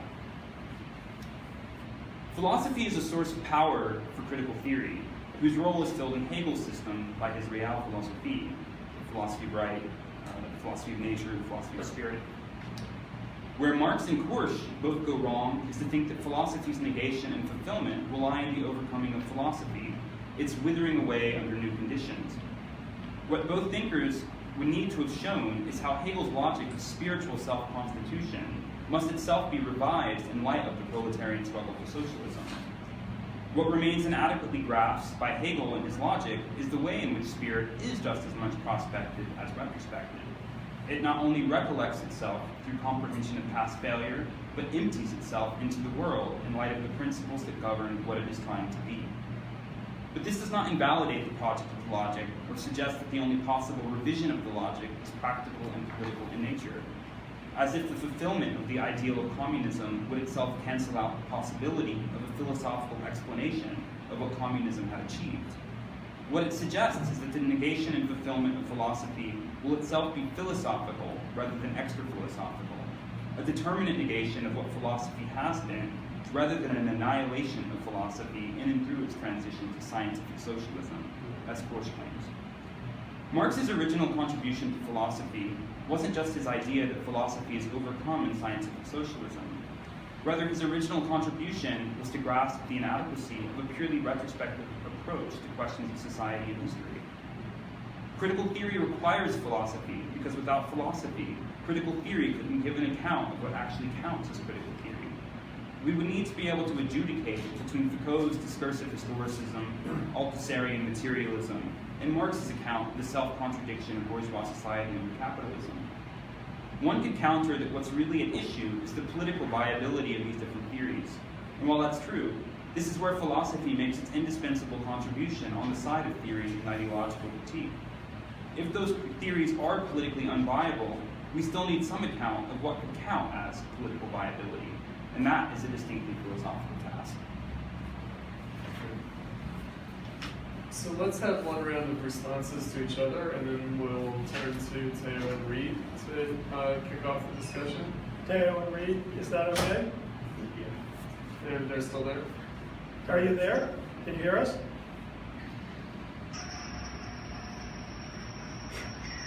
Hello? Yeah, so that's Yes. Reid. Is Teo there? There's a significant delay between the Skype and the live stream. Okay, that's okay though. Yeah. So I had a response to both what Richard and Jensen raised, and somewhat to my surprise, I'm going to bring in maybe the theological question, namely, reason in Auschwitz.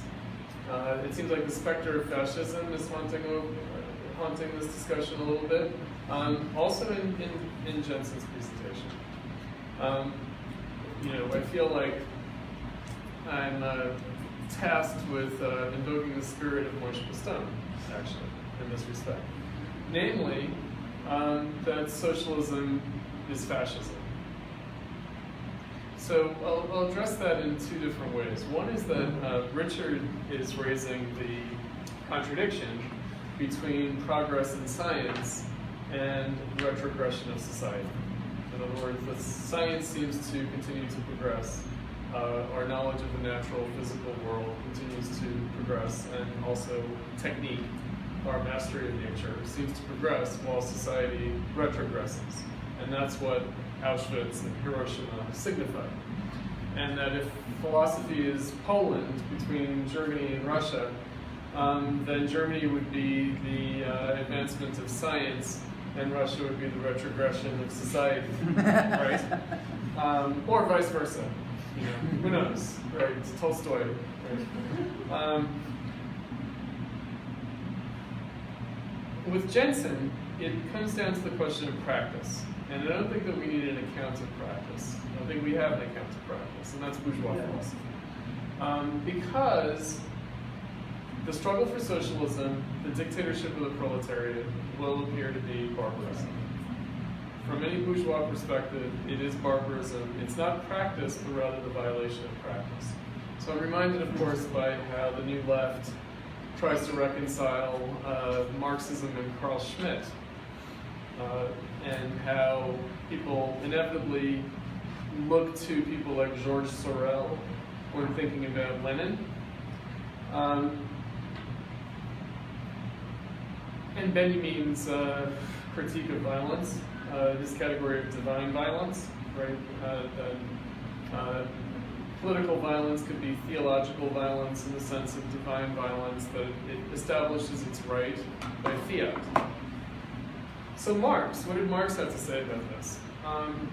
What Marx said about the class struggle in capitalism was that it was when right meets right, when right meets right, force will decide. In other words, that both the capitalists and the proletariat, the working class, in industrial capitalism, both had bourgeois right on their side. But that force will decide. And why do I bring this up? I don't want to say that Marxism is voluntarism, an act of will, an act of force, some kind of enactment of divine violence. I don't want to say that. However, I do want to say it will necessarily appear so. So what we need is not an account, namely a description, or even an analysis of practice, but rather a critique of practice. So this is the way in which the struggle for socialism both is based on and affirms the bourgeois revolution while also negating it. Actually, it's the question of socialism that makes the bourgeois revolution itself paradoxically appear as a logical culmination of human enlightenment and freedom and an arbitrary act of will. So the French Revolution. Why does the French Revolution haunt us? Why does Jacobinism haunt us? I think that it's right to recognize that Hegel would reject the dictatorship of the proletariat. That Robert Pippin, Or socialism. it depends on how you define socialism. He may not have rejected the attempts of the utopian socialists in the same way that Thomas Jefferson accepted the attempts of the utopian socialists. It's really the question of, right meeting right and force deciding. And I think in that respect, what Marxism is not a self-consciousness of a kind of necessary advance in bourgeois practice, but rather a critical self-consciousness of the crisis of bourgeois practice, which the struggle for socialism still is. So why did I invoke Poussin? Because of course Poussin thinks that not only was the October Revolution, the act of the Bolsheviks, a 1789 style revolution, but in a bad sense, in the sense of Jacobinism. He also thought that this was true of the Nazi seizure of power, that the Nazi seizure of power was also a Jacobin moment. But Marx admired the Jacobites. Marx admired the Jacobites. Sure. Moish. Marx admired. Yeah, I said Moish. I know. Yeah, of course. So that's the problem that we have to kind of wrap our minds around. In other words, it's, are we completing Hegel? Are we annihilating Hegel? This kind of language, like that you get from Korsch or from Marxism in general, really, poses this question. I think Kautsky made fun of Korsch by saying Korsch even calls for a philosophical dictatorship, right? He sort of mocked that idea. Again, the question is, what does that mean? Right? What does it mean that both the capitalists and the workers have right on their side? Still to this day. Right? Not only in the 1840s, but still to this day. I think that Richard said, unlike the bourgeoisie of the 19th or even the early 20th century, the bourgeoisie today doesn't need to be philosophical. I would say the bourgeoisie never needed to be philosophical. Ever. Right? No one needed Hegel to make the bourgeois revolution.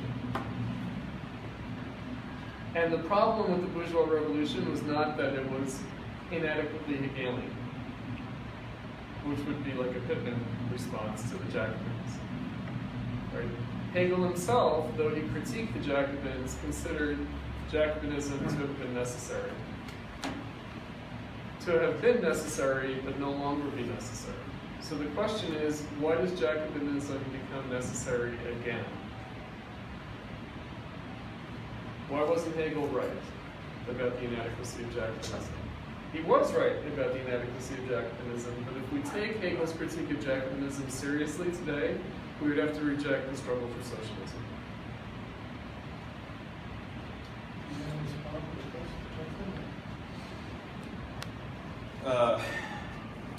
Just something on that last point, I guess. It seems to me, though, that with respect to the question of Jacobinism, that Hegel's critique of Jacobinism as a form of voluntarism, that's still very distinct from at least Marxism's self-understanding. So, I mean, the very notion of immanent dialectical critique to which Marxism appeals as the source of its justification for pursuing the project of socialism, which is to say that, you know, we're appealing to the bourgeois ideals that already have motivational force for those in bourgeois society. You know, and that's the justification for Marxism, that this isn't just a bald assertion of what ought to be the case. No, of course not. So It's real. it's real, it's actual. But so is the capitalist asserting the right of capital. So is that, because as Kant says, we're all as humans tasked with building an edifice that we do not ourselves have the benefit of inhabiting.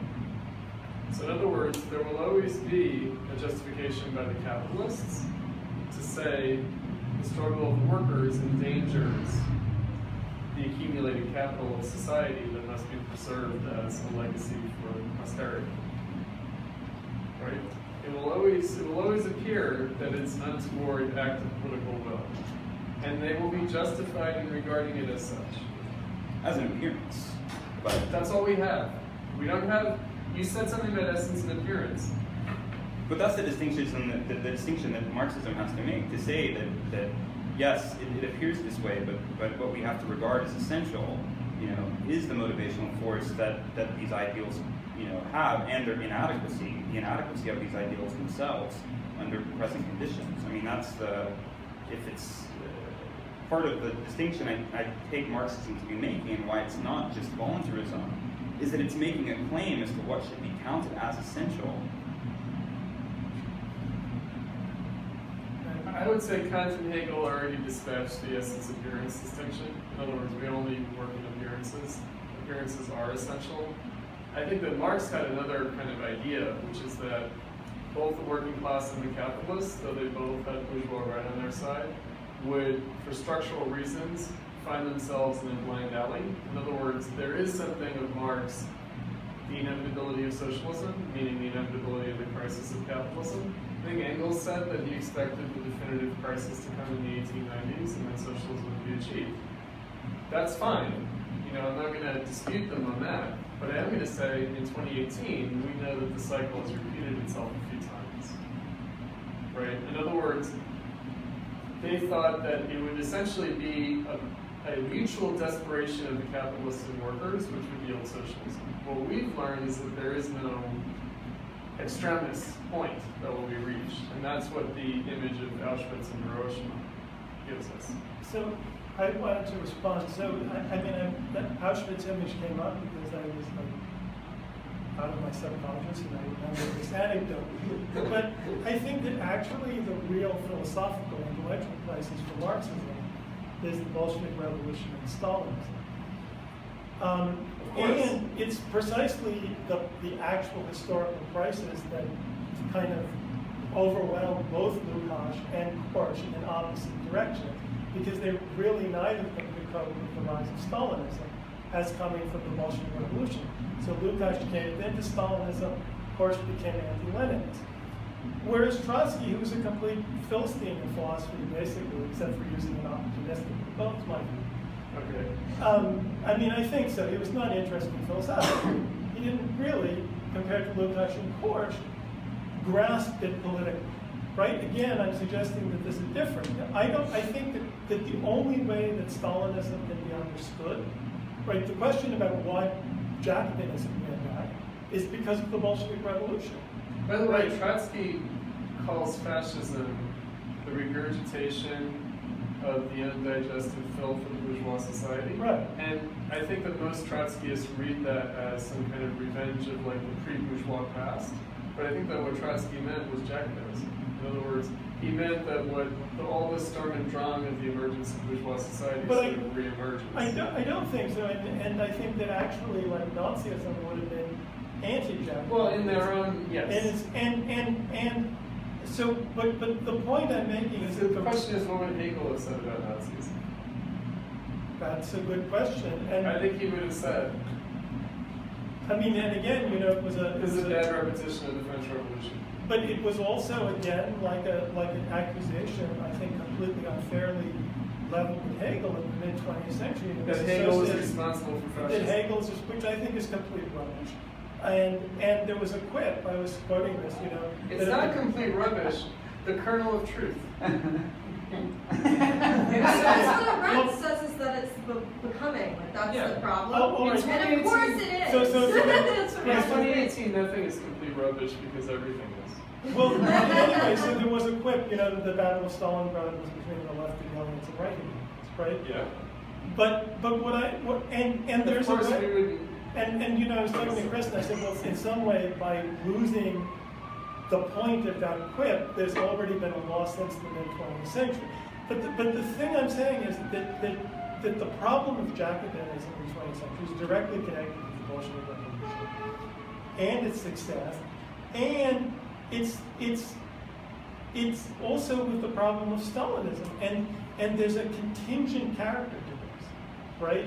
The problem is that to really understand the problem of regression and the failure of Marxism, right? So when I said, well, Marxism has failed and philosophy has failed, and the philosophy you could say is a very deep failure, although maybe in modern times it's become something, a different type of failure. But the failure of Marxism raises in other words, it makes Marxism become a kind of philosophical problem. If I say to myself, I accept that Marxism describes the world, that it's true, then I have to ask myself, why is Marxism so ineffective? Right? In its own terms. It raises some kind of philosophical question about Marxism. Because to the extent that Marxism is true, it shouldn't be so ineffective. It shouldn't be threatened with obliteration. Right? There is this aspect to the contingency of history and the history of Marxism in the 20th century that in some particular way raises the question of philosophy.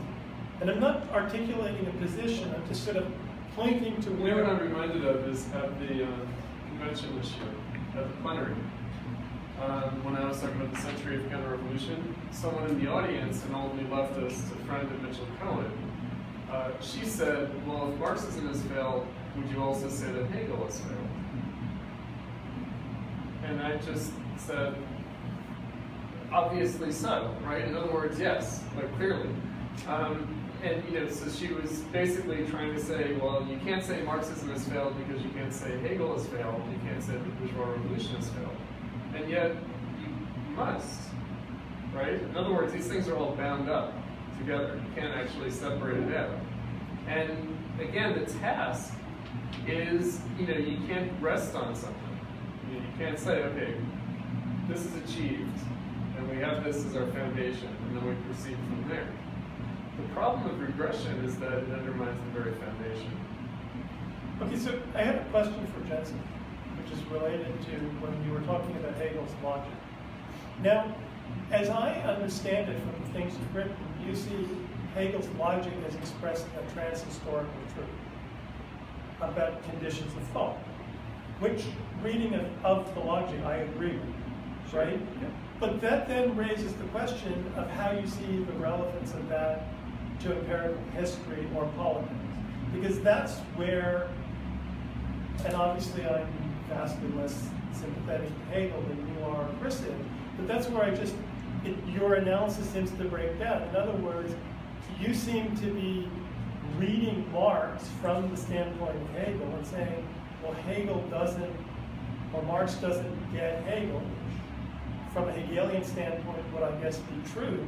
But again, it always seems to me that you're judging Marx from the standpoint of Hegel, right?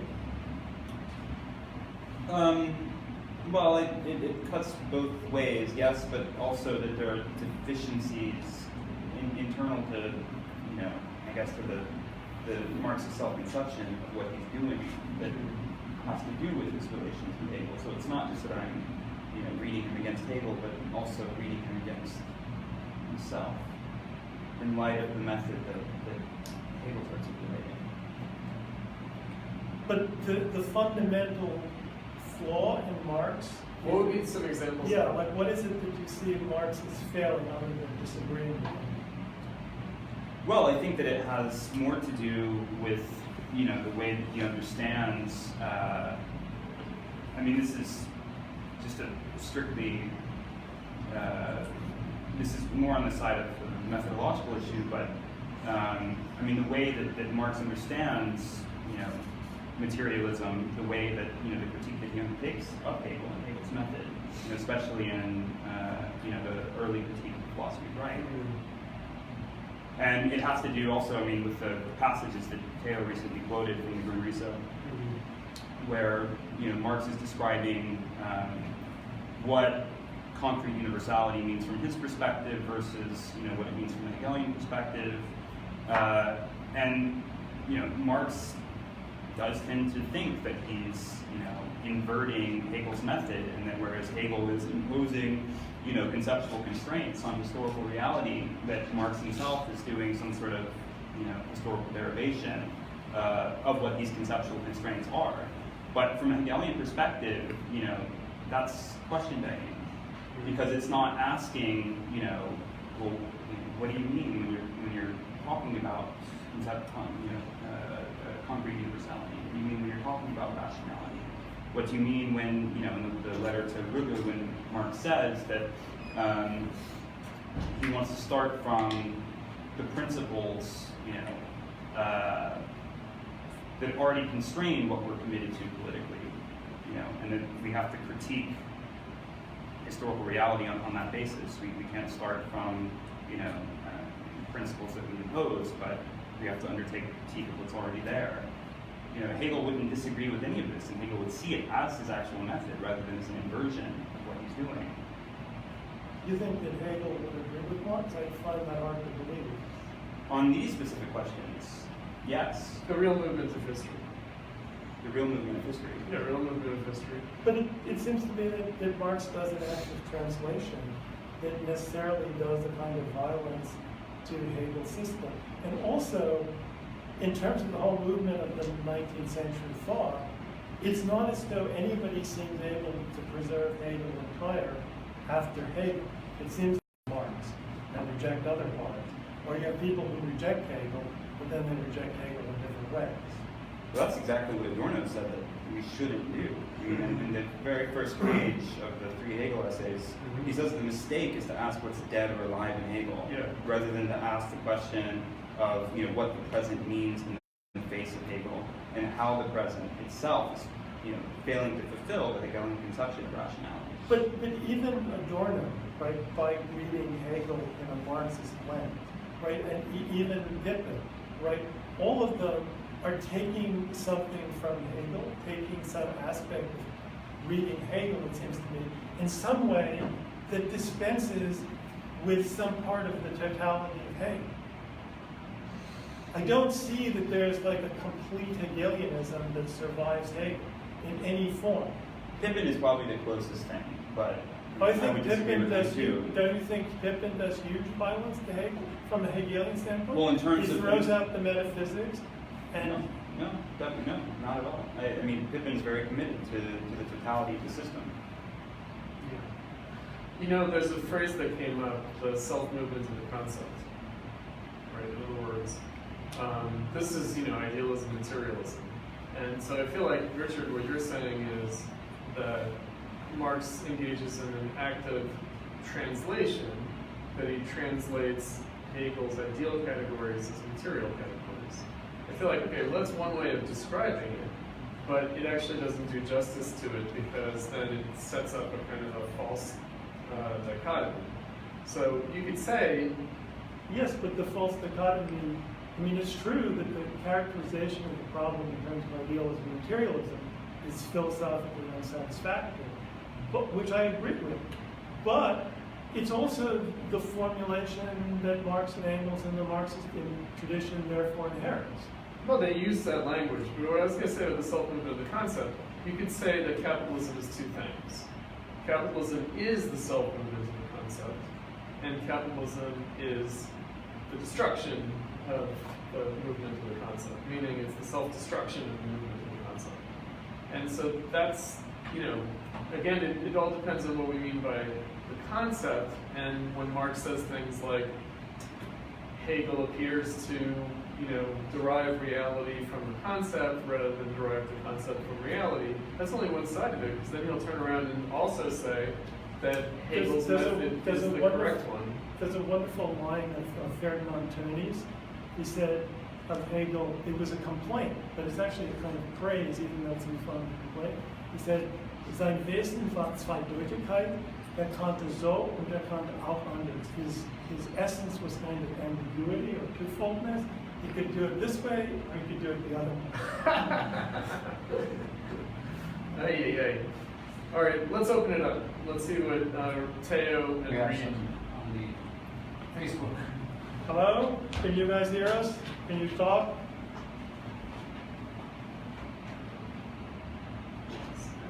Hello? Hello? Go to Yes. your notifications, So you guys can hear us all? and there should be Aaron. Aaron is live. And click on the video. Teo is no longer on Oh, there they are. Oh, he's not on the Yeah. screen. Okay. Does he want to get back on or what? edit. So Reed's just putting like quotes on there with some. I don't know. He started That we with can't the process. concept. I can't process that. It's very difficult for me to Obviously, try something's to so engage new. in it because I'm hearing like 3 or 4 different repetitions of the same thing when Oh. I talk through Skype. Okay, so we'll just. So Teo is asking, how is Marx's understanding of Hegel, incomplete according to Jensen, contributed to this? How has it contributed to the success or the failure of Marxism? How a different approach to Hegel would help the struggle for socialism today? How a different approach to Hegel would affect the struggle for socialism. Right. Good question. Yeah, I mean, this is sort of the $1 million question. Well, just provisionally. Yeah. I make sure to speak up just so they can hear. Sure. Please. On the first part of the question, I sort of suggested this in our private conversation, and this relates to what Richard just asked.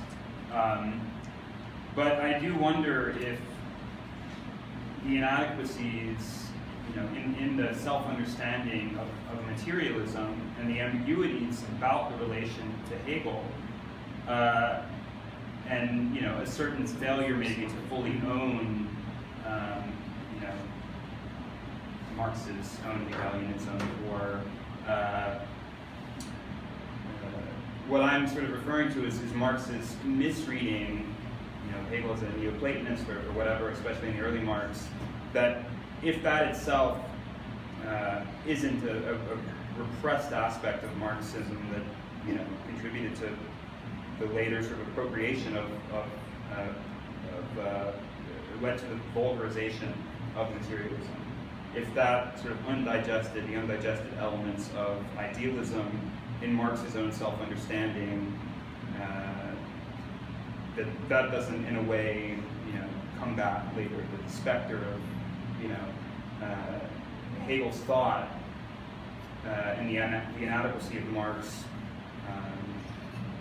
to fully understand the idealist aspects of his own theory isn't paid for, later with precisely, the Lenin text on materialism and these sorts of accounts. And this isn't to say that I see philosophy as necessary but not sufficient to Marxism. Philosophy on its own, right thinking on its own, isn't going to lead to the correct political program, but there is a necessity, there always is a philosophical presupposition in any political commitment. Chris has said as much, and this is on Lukacs and philosophy in general. So that's one part of it. As for, I mean, maybe this is a cop-out answer, but as to how philosophy can contribute to socialist politics now, again, I just wonder if the sorts of the forms of justification that Hegelian logic makes available, the kinds of argumentative resources that it provides for thinking about the question of immanent dialecticity, what counts as an adequate critical theory, that given historical regression, given what Richard said about Marxism having become a philosophical problem, if these sorts of Hegelian questions don't become more important now, precisely because of the incredible abstract situation that we're in. I mean, Lukacs, Chris has said this before, about how history and class consciousness, that was already a symptom of the decline, that sort of abstraction. Crisis of Marxism. Exactly. And yeah, this return to Hegel and the need to return to the sorts of justifications that Hegel provides in the logic. I mean, that's also a symptom, but that doesn't include its value. But it might be one of the only tools, resources we have now for making the case for a revitalized Marxism, socialism, etc.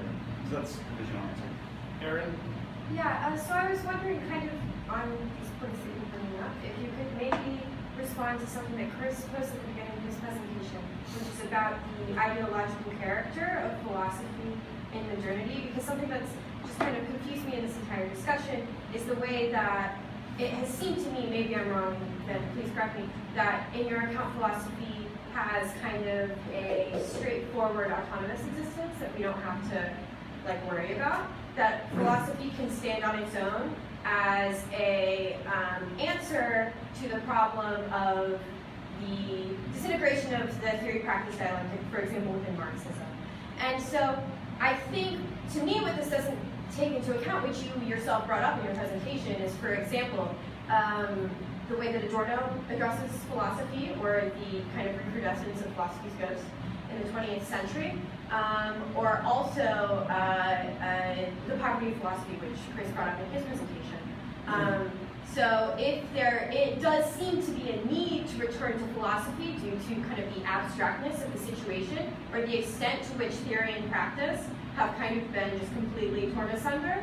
How do we deal with the fact that philosophy no longer appears to have its own autonomous basis and actually must be subordinated to something else?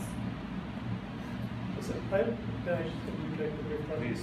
So it seems to me that you're talking about the Hegel is sort of a revival of interest in Hegel, early 20th century, I'm not sure exactly. And then there's sort of an earlier wave associated with the New Left, right, of the 60s and 70s. And it seems to me that whereas the earlier wave was associated with questions of Marxism, the latest wave seems essentially focused on finding a justification for it. Yeah, that's totally true. I mean, there's one person, someone put it recently, Rebecca Comey, said that, whereas Hegel, the question of Hegel used to be about, left versus right, and now the discussion has become about metaphysical versus non-metaphysical, and that's the basic framing of the debate in contemporary philosophy. And that's Pippin's whole innovation was originally, provide this deflationary reading in which Hegel is, non-metaphysical, etc.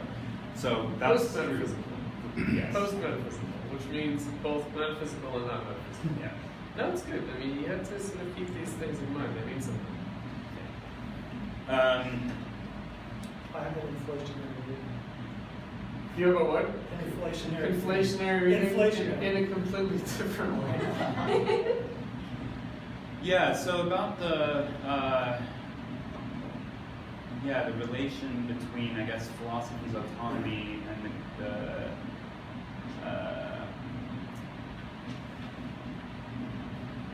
historical regression.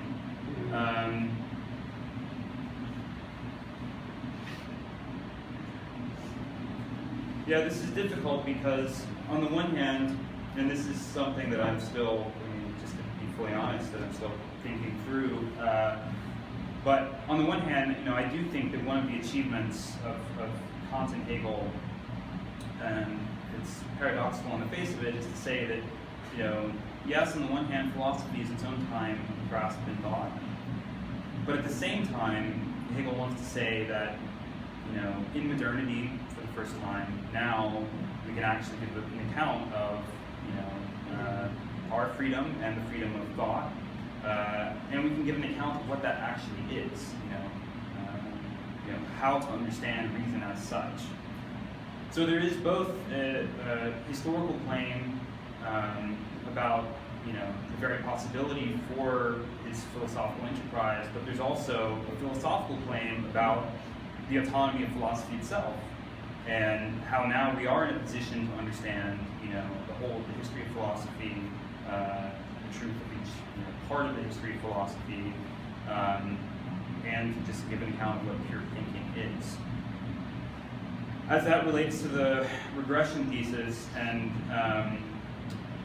the return to Hegel, the split of theory and praxis, I guess I would just return to Adorno's point that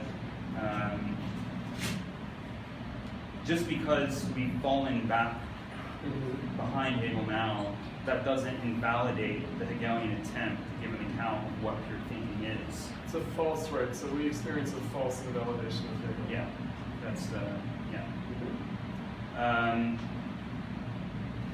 I think that's what I would say for now. So we got the question from Dane up here for Chris. Both Pippin and Jensen on the list have provided ample sources to suggest that Hegel had in mind certain what you might call psychological elements with regards to recognition and the master-slave dialectic.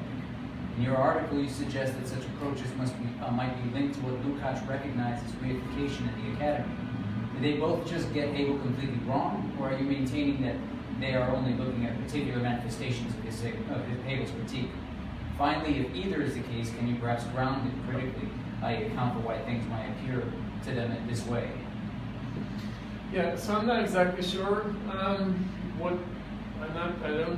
don't recall Jensen, but also Pippin resting on the master-slave dialectic and especially on the psychological dimensions of that.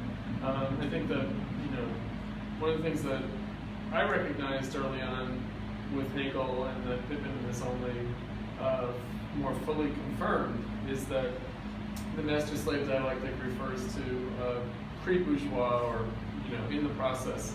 That the master-slave dialectic is an account of a bourgeois revolution. It's not an account of what goes on in bourgeois society. However, right, with Marxism we have wage slavery. In other words, it could very well be why the master-slave dialectic appears to dominate readings of Hegel in the 20th century seems to me straightforwardly to be about regression. In other words, that we regress. And this is what I tried to address in my presentation, which is to say that bourgeois society is constantly putting itself back together again, meaning that we're always achieving our country. Is that wordy or Rawls? It's wordy, right? Wordy? Yeah, wordy. I always confuse the two. It could be because they're two R's. In other words, that we're always tasked with completing the bourgeois revolution. However, the problem of capitalism, properly understood, is to go beyond the bourgeois revolution. So the way Marx put it, I referred to this and implied this, but didn't flesh it out. Marx said that there's the 16th century and the 19th century, and just how the 16th century brought bourgeois society into existence, the 19th century appears to be the repetition of the 16th century, but it will put an end to bourgeois society. Right? And it's also why he calls primitive accumulation the so-called primitive accumulation, meaning that, of course, the discovery of the New World, the flooding of Europe with silver and gold, the throwing of the peasants off the land was not the accumulation of capital, but that's the way it looks in the 19th century. Whereas the accumulation of capital in the 19th century does look like a repetition of the 16th century, and yet is not, right? So, again, in terms of, because master slave dialectic is about recognition of labor and recognizing the essential character of the slave versus the inessential character of the master. That's psychology. I'm not sure what reification in the academy means with regard to that. I'm not sure. Can I weigh in on something Yeah. about that question? I think I know what the reference to the psychological probably has to do with. This has to do with the cognitive element. I guess that's. But I would just say that for Pippin and for me, whenever if I've on the list referred to recognition of master slave dialectic. So in contemporary philosophy, there are people like Axel Honneth who ascribe psychological character to master-slave dialectic. They want to understand, this struggle for recognition, really in psychological terms, as the relationship between empirical subjects and how they encounter one another in social reality. Pippin does not understand the recognition question in terms of face encounter between empirical individuals. It's an institutional question. It's a question of what can count as adequate recognition. So I would just emphasize that it can sound, Pippin does want to emphasize the irreducible first personal, dimension of subjectivity for Hegel, but even that is still an institutional matter for him. It's not a psychological matter. It's mediated. It's mediated, yeah. I wanted to say something about the overall problem of the history of philosophy. So it seems to me there are several moments of crisis in philosophy. So there is a particular break in modern philosophy that inaugurates modern philosophy with the 17th century. There's a different type of crisis which you might say begins with Kant and ends with Hegel.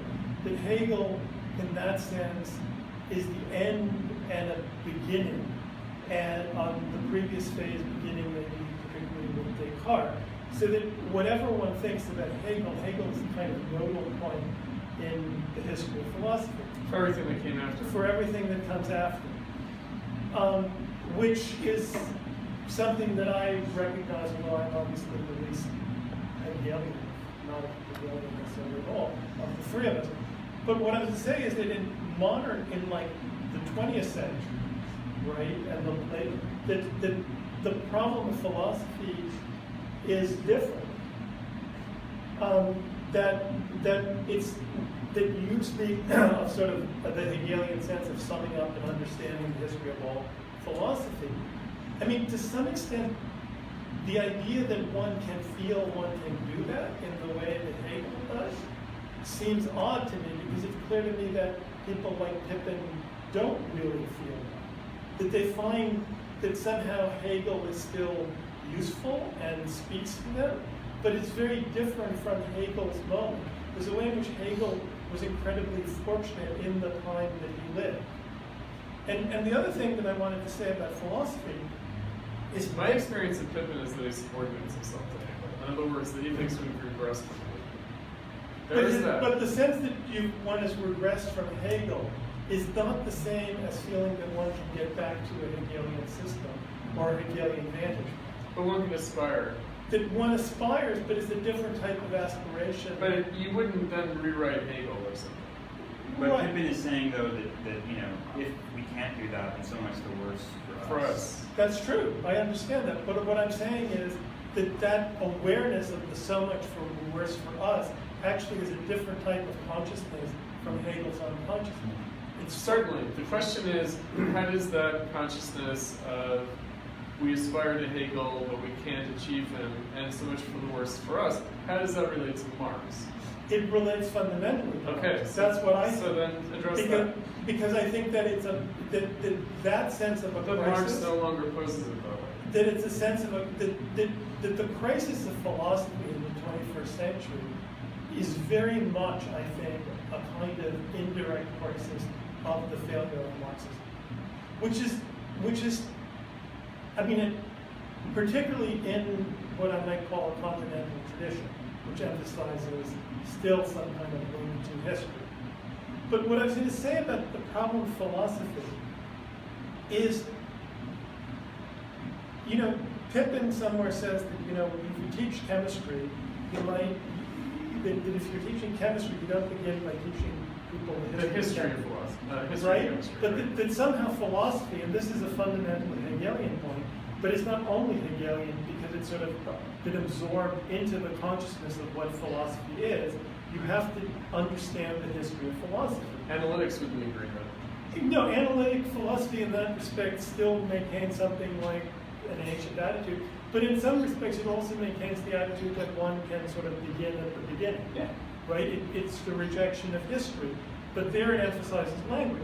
But what I emphasize is that the whole problem of progress in philosophy, right?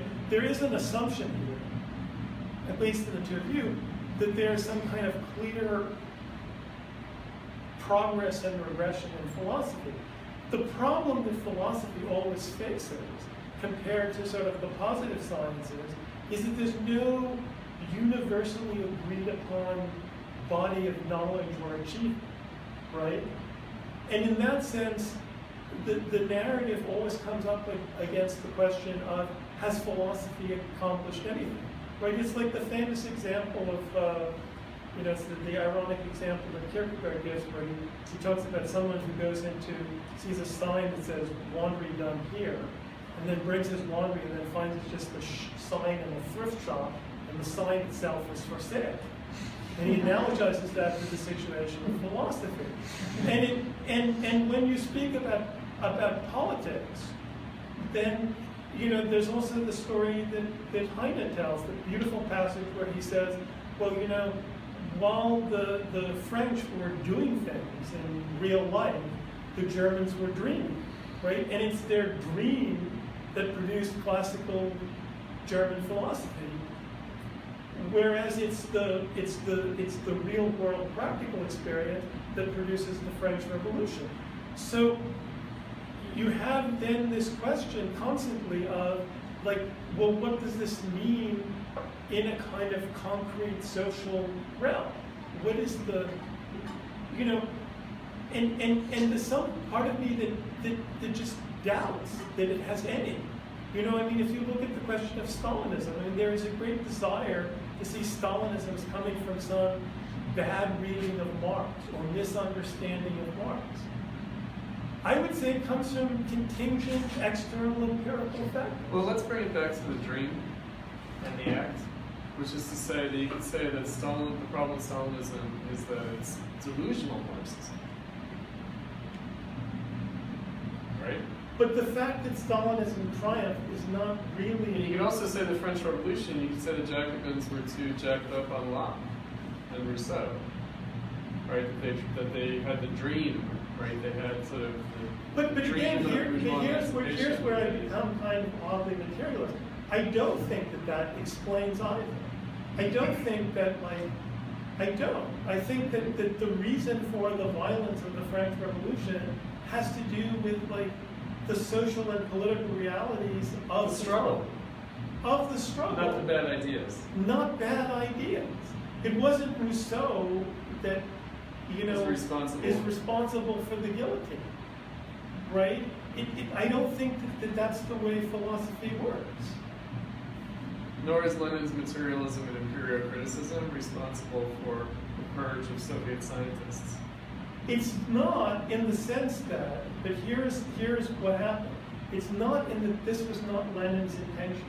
Lenin never imposed a political orthodoxy in terms of philosophy. What happens, though, is that a spirit of piety towards received texts, whether Lenin or Hegel or Marx, impedes a certain type of historical discussion. So we have, Go ahead. Stephanie? Notwithstanding my sort of No, go ahead. less than expert Go ahead. status. No, what I was saying is, each time I'm hearing this about Marx has failed, I'm thinking, what does that mean exactly? and I'm thinking, if Marx was in the room right now, you know, Marxville, you know, and it's kind of like tying in with all these other discussions about Hegel and everyone. It seems to me, on a certain level, he succeeded fantastically in the sense of he saw what he laid out as the problem. That problem has continued bloom, Blossoms, bloom, yes. bloom, Yeah. and to just like, you know. And But to understand the world without transforming it, that's the failure. I mean, what I was going to say is, But- yeah. I know, but we have, history is, I mean, it's living. Marxism is living. In other words, we don't know. It's like what you were saying about, you know, the problems with Leninism or whatever, and the way it just was not, you know, the mistakes were made or whatever. I mean, if we look at the world right now, there's a myriad of changes, right?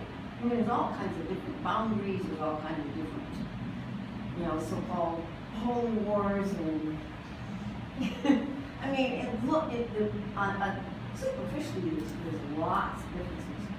What the fuck? I mean, what has really changed? I mean, I was going to say that all the problems of 20th century philosophy, I think Marx would have thought, to invoke Korsch, right? The arguments of the young Hegelians have largely been forgotten, and yet to return to them, one recognizes how much higher they are than any disputes today in philosophy. That the philosophical disputes of the young Hegelians were better than anything that came after, even though Marx himself disparaged them. As a falling off from the master, still they stand higher than the subsequent philosophical disputes. But they're within a very particular frame of assumption. I mean, that's where maybe I have... Is it too particular? Not if one is talking about Marxism, right? But if one is talking about what philosophy is or what it would aspire to be, right? Then it's too narrow? How? I mean, you know, this goes back to like the question of like Heidegger, when I was in the Sparks with you, or around the Sparks, I was really reading a lot of Wittgenstein, and I was very drawn to Wittgenstein. Now, it never occurred to me that Wittgenstein would be of any use to Marxism. But that did not invalidate Wittgenstein to me. It's not about being of use. Exactly. That's exactly the point. That I think that understanding the question of philosophy in terms of transforming the world seems to me too narrow a vision of philosophy. Maybe that's because I have a bourgeois vision of philosophy. That a large part of philosophy is about the contemplation of the world, or being tasked by a certain type of epistemological and ontological questions that continue to bother me. I mean, to a large extent, the question of philosophy is what bothers you. Mm-hmm.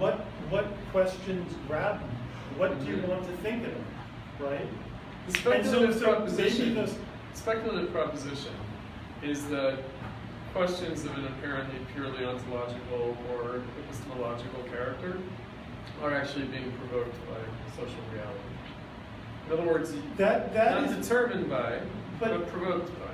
right, and that is the fundamental assumption that underlies this conversation. Not constrained by. I understand that, but the question of like the sociological causation of questions, right, and the sociological roots of philosophy neglects the question of the truth values of philosophy. What is true, right? In fact, I mean, this is part of the problem with the question of like. This is like Cartesianism and Kantianism, though, which is to say that first you have to ask the question of why you're asking the question of what is true. I mean, the problem that I have with these conversations is that to me, Chris translates philosophical questions too much into a kind of rarefied sociology. It's like, what is happening in Sociology or social theory? All right, social theory, use the terms you want. One of them, whereas I am still like asked the question, like for example, if you ask a question like the question of synthetic a priori truth that preoccupies Kant, and this is central to his philosophy. 7 plus 5 equals 12. Is that synthetic a priori, or is it analytic, as someone like Russell would do? No, I would say I don't think that question can be reduced to some social content in a sense of capitalism or socialism. Now, I am aware that the fact that questions like that and the answers provided to them only occurred in a certain form in bourgeois society, right? I accept that, and there's a complicated dynamic there, back and forth. But I'm frustrated by the assumption that really the problem of philosophy seems to me one of a highly abstract social thing. There's something, and maybe this is my limitation, but It's highly mediated. Right? So mediated, highly mediated. I mean, the other thing that I would say, just and then I'll sort of shut up for a while to talk about, is one of the things that I'm aware of with Chris, and it's a very subtle distinction, is that and I tried to formulate it as an awkward formulation. I said sometimes, Chris, you seem to have a sociological imagination, and I have a historical. And what is the stakes implicit in that? Well, I would say one thing is sociology is an entirely modern phenomenon. It's meaningless. It would be absurd to talk about a medieval sociology. Medieval people wouldn't understand the concept of sociology. It's not absurd to talk about medieval or ancient history. So the concept of history allows also a concept of the transhistorical. Much more than Chris, I'm willing to embrace the idea that certain aspects of philosophy are transhistorical, which curiously, even though we're otherwise opposite, brings me at certain points closer perhaps to Jensen. For example, like on the question of the logic as involving some kind of transhistorical understanding, I think that Jensen's reading of that as Hegel's intention, leaving aside the truth content, is correct. So, Teo's question, is the apotheosis of the state as freedom as accounted for by Hegel, and how we access it retrospectively as reactionary bourgeois conformism, irrelevant to his whole philosophy? I don't think it's unfair, right? Yeah, it's a little unfair. But Jensen, do you have anything to say on the state? Well, I guess I sort of have the same view on that. I mean, the criticism of Korsch on the philosophy question would probably be similar on the question of state. Insofar as, so a little digression first. So part of the Hegelian thought in the philosophy of right is that he's going to give an account of what right actually is. So abstract right can't count as right. Morality can't count as right. These are inadequate paradigms for giving an account of what right is. The only account of right that's an adequate account of right has to be, abstract right, morality, and ethical life as a threefold dynamic. Similarly, he wants to give an account of ethical life itself in terms of the threefold dynamic of family, civil society, and the state. Hegel's justification, he wants to say that on its own, civil society is inadequate for giving an account of what ethical life is. The system of need that civil society embodies, that in itself, that can't account for why we take ourselves to be participating in civil society, what we take ourselves to be doing. There has to be some collective project that, police officers, businessmen, etc., take themselves to be participating in. There has to be some way that they can understand what they're doing as, not just compatible with what one another is doing, but in some way, mutually necessary, integral, etc. So Hegel looks to the state and says that, the state is the form of, this collective self-justification. It's the account that we give to ourselves as to why we're doing what we're doing, and without this sort of, this collective dimension to the project, we wouldn't be able to understand society as society, basically.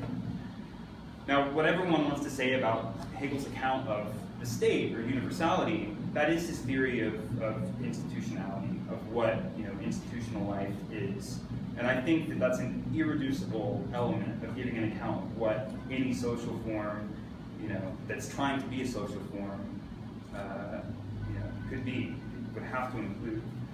So we can say that when Korsch undertakes a critique of the state following Lenin and says that the state would wither away, under in the transitional phase of socialism and the dictatorship of the proletariat, I agree with that with respect to how the state has been understood hitherto, but with respect to what Hegel means by that, as the collective institutional dimension of a social project or sociality as such, I don't think that that can be dispensed with. I think that Hegel is absolutely right that is just an essential component of giving an account of what social life is. I have a response that could address something that Richard raised, which is the alleged sociological. Right. So, forgive me, but I would say that Hegel is simply restating Rousseau's general will. Sure, I would disagree. So, in this respect, the question is, what about the fact that the general will seems divided between the political realm and the civil social realm? Right. In other words, one of the problems raised by the French Revolution is how do we adjudicate the private sphere and the public sphere, etc. And so there might be a category error at work a little bit here, which is to say that Korsch and Lenin and Marx don't use the state in the same way that Hegel uses the state, right? That they, by saying that the state is the special bodies of armed men, like that definition of the state, is very narrow. It's even narrower than the law or governmentality, right? It's literally the police and the armed forces, and that's what's imagined to be withering away. So not social institutions per se, but rather the coercive function, which has proven to be necessary. And so the question is, I think that the formulation is that civil society realizes itself in the state, by which is also meant is mediated by the state, by which is also meant is contradicted by the state, right? This is where Hegel stands at a kind of a crossroads in the midst of some changes that are taking place between Rousseau and Marx. In other words, he can't take on Rousseau's general will unproblematically, nor can he reinterpret it as a coercion in the way that Marx does, and for the reasons that Marx does. And it goes back to what I was saying earlier about right meeting right and forced deciding. I don't think Hegel would have put it just that way. And I think the reason that Marx puts it that way is not a vulgarization or something. It's not some kind of retreat from the Hegelian project, but a recognition of its necessary impossibility under changed circumstances, namely under capitalism. And so, again, the issue is not to simply identify philosophical questions with society, but rather the speculative proposition is that there's a critical relationship between philosophical questions and society. In other words, that you can criticize society from the standpoint of philosophy, or you can criticize philosophy from the standpoint of society, and you could criticize society from the standpoint of philosophy. In other words, it's not about subordinating one to the other, but to keep the critical relationship between the two in view, because they're there. In other words, you can't understand modern philosophy as anything other than a critique of society. Even analytic philosophy, I think, should be understood as a critique of society. So the question is, what motivates that? What prompts that? Well, I was going to say something about like Hegel and the state. Mm-hmm. So I think the phrases like apotheosis of the state are unfair to Hegel. And I was going to say that first of all, I think Hegel it becomes purely affirmative. Right. So I think that to understand Hegel's view of the state, you have to give some historical context of like Prussia, 1820s, Europe, early 19th century, in terms of like not narrowly taking things that Hegel said, which are basically, I would argue again, Hegel is basically speaking as a liberal. Yeah. Who He would say civil society is free enough under Prussian absolutism in the early 19th century. But I think there's a tendency to read, there was, particularly in the 20th century, tendency to read Hegel's early 19th century political views of the state from a 20th century experience. That being said, I think there's a fundamental difference in the view of Marx and Lenin on the state at a theoretical level from Hegel, and I don't think that they can be assimilated to each other. They're just, Yeah, when Lenin defines the state in terms of the preservation of social antagonism, I mean, that is fundamentally antithetical to how Hegel. it is, and that's because they have antithetical politics, and they're living in very different times. Yeah. But they also had antithetical politics. I mean, and Lenin would have. Well, wait. If you say that socialism is antithetical to liberalism, that's a highly vexed way of putting it. Right? Because then liberalism becomes a lie. No. Liberalism's. It becomes, I mean, again, like the problem of socialism and liberalism has become very contorted in our time. But in the 19th century, the vision that socialists had was that socialism would fulfill the unfulfilled promise of liberalism. Right, so Right. liberalism is necessary but insufficient, which actually gets to Jensen's formulation about the philosophical problem being necessary but insufficient. But it's also like the approach, both political and philosophical, to the theory of the state is different. I mean, I don't know, maybe. I would say liberalism can't really account for the necessity of the coercive character of the state. That it's a necessary evil that's left unexplained. In other words, I was just teaching my students this week in my Marxism class, that the existence of the police and prisons is in itself a scandal for bourgeois society. In other words, it can only be explained by some irreducible, unsocial character of individuals. What can you do with these people? You just have to lock them up. In other words, it casts them outside of bourgeois society. It becomes extrinsic. Right? Whereas you could say, well, no, it's intrinsic. It's a white supremacist state. It's patriarchal. It's the feminization of the working class, the queering of black people, and they're put in jail. Right? It's some kind of like inevitable, irreducible, result of trying to impose liberal norms on everybody. One thing, again, historically, the bourgeoisie, in its earlier revolutionary phase, encouraged the strengthening of the state, right? You mean the absolutist state? But the bourgeois revolution and the rise of the bourgeoisie have contradictory effects in terms of the state. On the one hand, a large part of the rise of the bourgeoisie is the creation of a modern state, and it's also the struggle against its arbitrary authority. I mean, both of those are products of the rise of the bourgeoisie historically. And that relationship to the state seems paradoxical in modern times because of certain extremely negative experiences. But again, Marxism has an explanation. Yes, Marxism has a Marxism very good has an explanation. explanation for why there's the police and why there's prisons. Right. Which is that humanity has been rendered superfluous to value creation. And so you have a lumpen proletariat, you have a Lazarus layer of the living dead in society who are cast out of the social relations of labor. And so, of course, then they are seen as extrinsic and irreducible, unsocial, unassimilable element, and you just do away with them.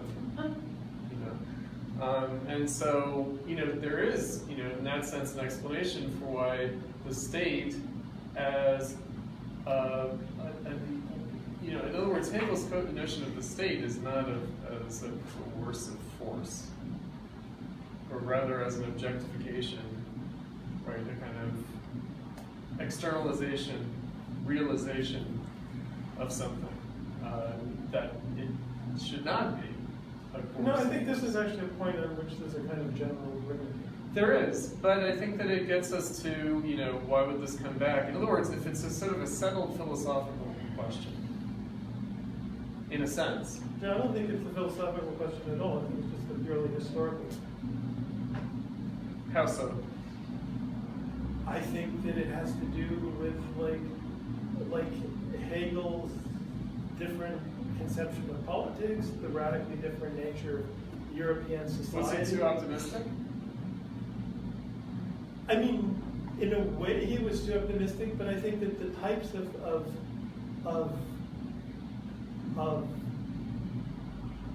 it's like asking, was liberalism too optimistic? Well, maybe it was too optimistic. It didn't, you could say that equally Marxism was the one that was too optimistic because it imagined that these contradictions could be overcome by socialist revolution. So in that sense, viewed from the standpoint of the present, Lenin seems the absurdly optimistic one, whereas Hegel seems the realistic one, right? But if you're asking, what is the origin of the difference, I don't think the origin of the difference can be understood in philosophical terms. I think it has to be understood in terms of a different reading of history and society and the role of class conflict and the idea of socialism and things like that. Well, one point on that score is that at least from Hegel's standpoint, Hegel took his philosophy of right, to be based on his logic. That the logic was part of what provided the justificatory resources for doing a philosophy of right. And so the state, in modern bourgeois society, it's not just that he's giving an account of the present or an actuality, but he's also saying that this is the realization of reason. I agree completely with your reading of Hegel. The question is, do we need to read Hegel that way? Robert Pippin once said in a provocative way to a class, he said, to take Hegel seriously, one would have to recognize even the Democratic People's Republic of Korea as an expression of spirit. Right? And so what I heard in that was like a little ghost of some new left anti-imperialism, right? Right? So and I don't think that means that he thinks that the world should become Stalinist, right? But rather that one can't simply reject it as an error. Now, I don't know whether there was also some strange Hegelian nationalism built into that or something, meaning that maybe North Korea needs to be as it is and America needs to be as it is, right? Who knows, right? There might have been some of that. In other words, some anti-Trotskyism, some Stalinism. But still, right? And he said it to, his usual cohort of students who are a mixture of philosophy students and committee on social thought students, meaning all irredeemable reactionaries, right? And so, how about some North Korea for you?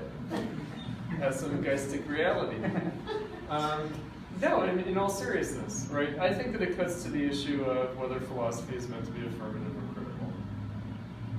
And so I do think that I'd be neglecting something if I said that there are two beginnings to Adorno's negative dialectics. One is philosophy lives on because its moment for being realized was missed. The other, however, is the preface to negative dialectics, in which he says the phrase negative dialectics flouts tradition.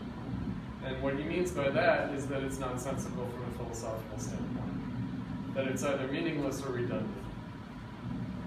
Right? Because the dialectic is either negative, or it's not a dialectic, or to make the dialectic negative is actually to not be dialectical. Right? So then why? Right? Because of course what Adorno meant to grasp by that phrase negative dialectics is that one has to be Hegelian but critical and not affirmative. But Hegel himself would have thought of himself as critical and not affirmative. And that being Hegelian is somehow destructive and negative. In other words, there's negative in the critical sense, but there's negative in the sense of Hegel being identified with the destructiveness of capitalist society, which consumes its own past, as we know. In other words, the famous rejection by everyone of dialectic of enlightenment, that enlightenment leads to the gas chambers, that this is some kind of flattening of history. No, the Enlightenment really does lead to the gas chambers, meaning capitalism really was always what it is. Right? And so the bourgeois dialectic was always this destructive thing that Max Weber and others thought that it was. Right? So again, do we need philosophy for a description of reality, for an analysis of reality? Do we need it to affirm our social reality, or do we need it in another sense? Right? The fact that we're faced with that choice, right? Descriptive account, I mean, when you say, negative critique. do we need, who needs? I mean, that's. We, everybody. But did You know, working class kid from Valley Stream. But Why do I need philosophy? Well, Hegel at least thought that those options weren't mutually exclusive. Right. That there is a distinction that he would draw between philosophy and what now we would call critical theory, or his, real philosophy. That both the critical and the descriptive enterprise are possible, and that's the distinction that he draws between, say, a logic and a philosophy of right. And I assume that you would be amenable to that sort of distinction. I would. I mean, and the question you raised about logic and philosophy of right. I mean, the question that I would raise, which is about really an interpretive question for reading Hegel, is does one need to read this as a logical necessity? In other words, it seems to me that Oh, a logical necessity versus a historical necessity. Right, exactly. It seems to me that a large part of Hegel can be read in a way that Hegel would have rejected the reading himself, and that essentially that's what Marx does, as well as many other people. In fact, most other people, I would say, my sense of Pippin, I don't comment, is actually that Pippin does that. That Hegel would not recognize Pippin's reading of him as his own reading. You mean that it becomes historically contingent? That it becomes historically contingent. Well, Hegel is a very funny figure, and I have more difficulty certainly with I think Hegel. he stands in for the bourgeois revolution itself. So I'm reminded suddenly of David Harvey, right, who claims that reading Marx's Capital, you have two different things going on. You have a logical exposition and you have a historical exposition, right? In a way that Marx himself would not have distinguished between those two.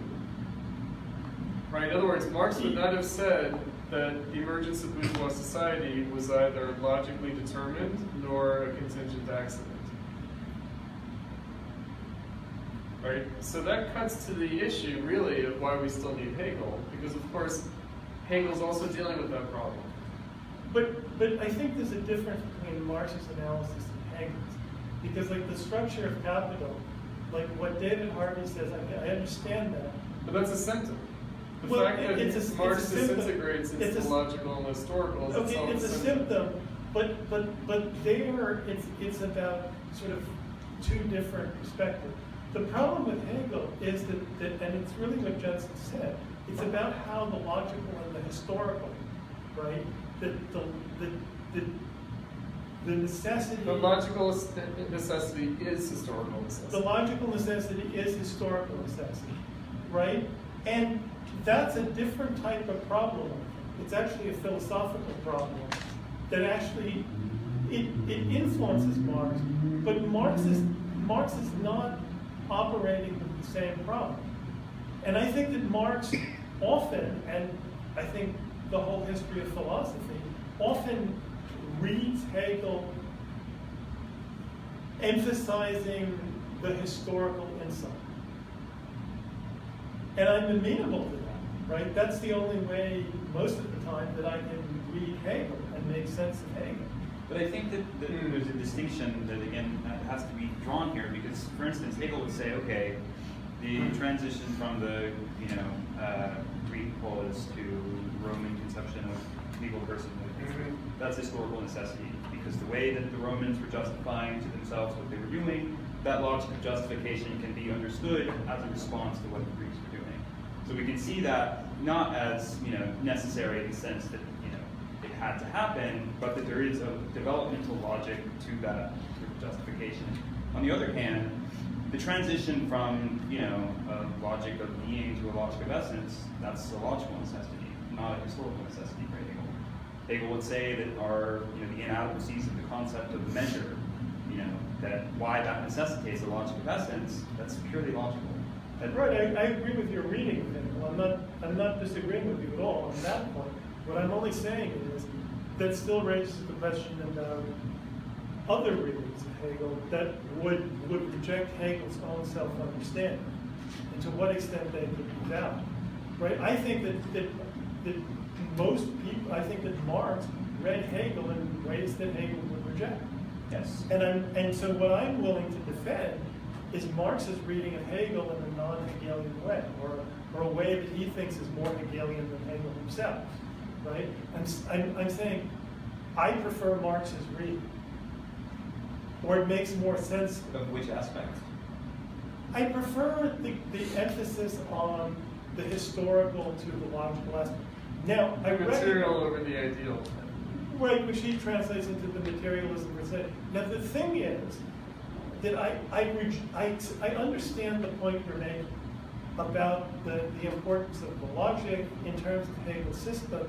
And one of the curious things about Hegel as a thinker is that on the one hand, he's this kind of arch rationalist, but he's also a thinker that is remarkably not empiricist, but empirical for a rationalist thinker. And that, I think, is a large part of the fascination of Hegel, and is actually why Hegel can form a kind of support for Marxism, intellectually. And I'm not saying... It gets back to the method and system. It gets back to the question of method and system, right? And I don't think that it's as simple as saying, well, Marx took Hegel's method and dispensed with the Well, system. we just need to know what that means. In other words, We need to know what that means. I'm not sure that Marx knew what it meant. I'm not sure that anybody has ever really known what it meant. And it may mean, in fact, not exactly Hegel's method, as though you could subtract the method, but a method that is essentially analogous. I don't know. I'm not sure. Like, a lot of this is vague to me. But I think that the question we have here in our discussion, it keeps coming around to the idea that you start from Hegel, and then you read Marx and compare Marx to Hegel. And Marx feels unsatisfactory to you at some kind of philosophical level in terms of a self-explanation.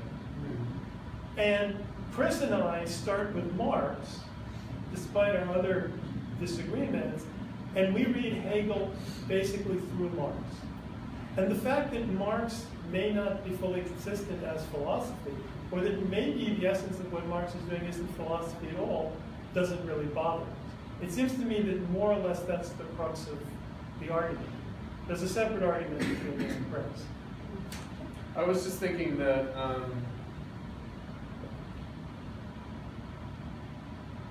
reading Hegel from the standpoint of Marx, you could have two different experiences. You could say that there are aporia in Hegel, or you could say Hegel's remarkably consistent in the way that Marx doesn't try to be, right? And then you could just sort of junk the whole category of consistency, and you could say, Marx is not trying to be systematic in the way that Hegel did because he recognized the fallacy of any idealist system or something like that. I think it's important to keep the critical angle in both directions. In other words, I think that Marx's critique of Hegel is valid, but I also think that something remains of Hegel that casts Marx in a critical light, or at least tasks Marx, I would right? agree. And that's like Lukacs' point, right? In other words, that to understand Marx's motivation, right, to free Marx from a kind of dogmatism, you need to sort of re-imbue it with the spirit of Hegel. Yeah, I agree with that. That's what that point I agree with, which is why I am sympathetic to the Lukacs and the Korsch, despite my greater distance from Hegel. Then the real issue is, how do we understand that critical relation, right? So that's I think, again. But it's also a relationship that has changed historically. In other words, Yes. I don't think you can just say There are changing fortunes of this. say that the points that Lukacs and Korsch made, that you can somehow read them almost 100 years later, and feel that We occupy the same moment. we don't occupy quite. the same moment We don't. and that the Hegelian aspects of Marxism pass us in the same way. I don't think that that's the case. But I understand the point you made, and I understand that that's the motivation for having Lukacs and Korsch in the syllabus. You guys seem to be addressing something that Reid already brought up, but maybe this will help. Richard said that he disagrees with Jensen about philosophy. Jensen says that Marxism as politics needs philosophy, specifically Hegelian philosophy.